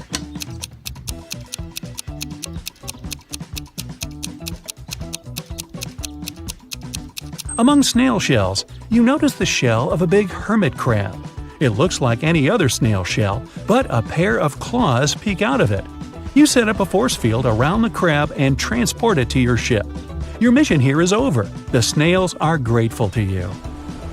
Your next task is saving the planet Sterilium. This is the most sterile planet in the entire universe. There's no dirt, no microbes, and no bacteria there. One-eyed flying crystals inhabit this pure sterile world. They can't talk since they don't have mouths, but they communicate telepathically. Your brain receives a signal from them. The crystals are asking for help. A huge meteorite is approaching the planet Sterilium, and you need to destroy it. You can't land on the planet because you might bring microbes here. Instead, you approach the asteroid and scan its composition. You find out the asteroid has come here from a parallel universe. It consists of sugar. Well, you tell the crystals they don't need to worry and fly away from the asteroid without doing anything. Why are you sure nothing bad will happen to Sterilium?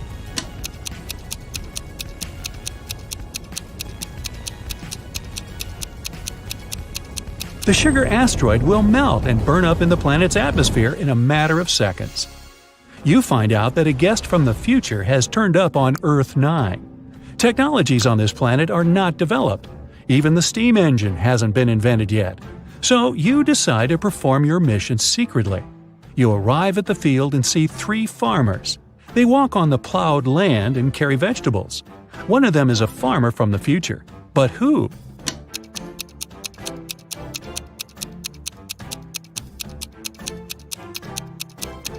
Look, that guy is using a plastic bag. You send him to his time and are about to fly away. But then, you notice something strange. 3 billion people live on Earth 9, and all of them are supposed to look different. But for some reason, they're identical in appearance. You see 3 billion farmers working in one huge field. You have a powerful sense of smell, and you feel that the inhabitants of this planet aren't human. They smell like nothing. Take a look at this army of farmers and find out who they are.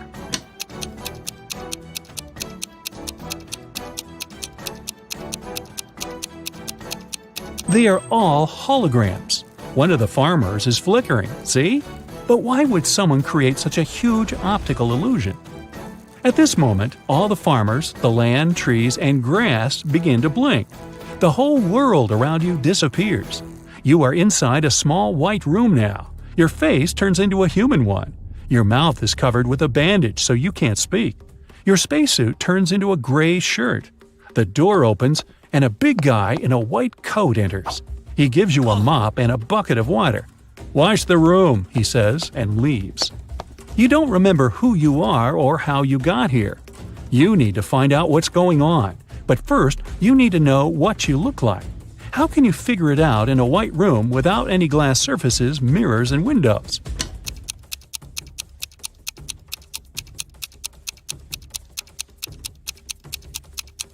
Take a look at the water in the bucket. It'll show you your reflection. You look at the water surface. Everything is clear now. The door opens. You leave the room and walk along a long corridor together with the orderly from before. You pass by a room where other people in gray shirts are sitting. You enter the dining hall. The cook pours you some water and gives you a pink donut. "Lunch," he says. The orderly removes the bandage from your mouth. You bite into a donut. It has no taste at all. At this point, you realize that everything around you is a hallucination. You're on the planet Sterilium under the telepathic influence of its inhabitants. But how did you understand this?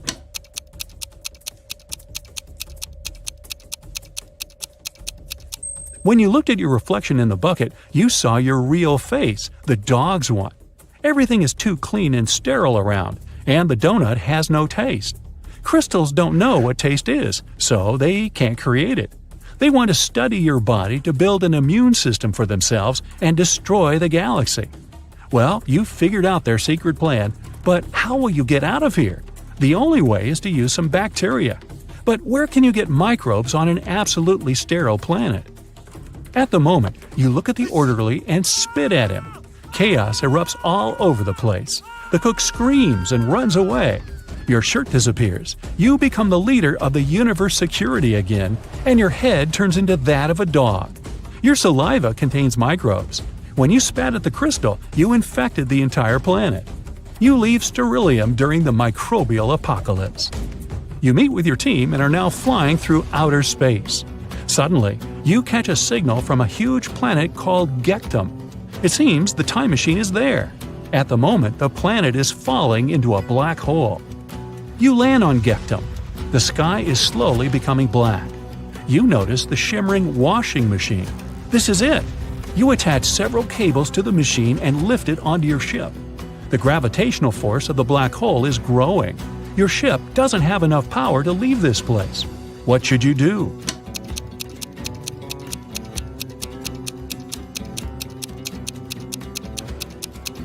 Use the washing machine. This is also a teleport that can transport you to any point in the universe. You quickly read the attached instructions and open the settings. It worked! Your ship gets teleported to… You land on Gectum. The sky is slowly becoming black. You notice the shimmering washing machine. This is it. You attach several cables to the machine and lift it onto your ship. The gravitational force of the black hole is growing. Your ship doesn't have enough power to leave this place. What should you do?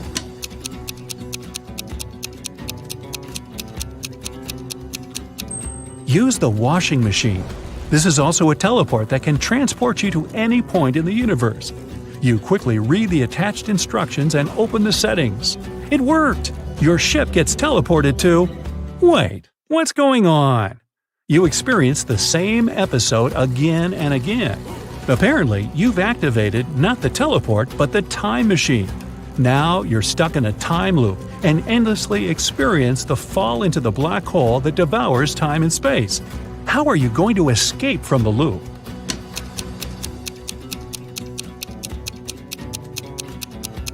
You throw the machine into the black hole. The time teleport is destroyed. You've saved the universe. But you're still falling into the black hole together with the planet. To leave it, you need a tug. At this moment, 3 spaceships enter Gectum's orbit.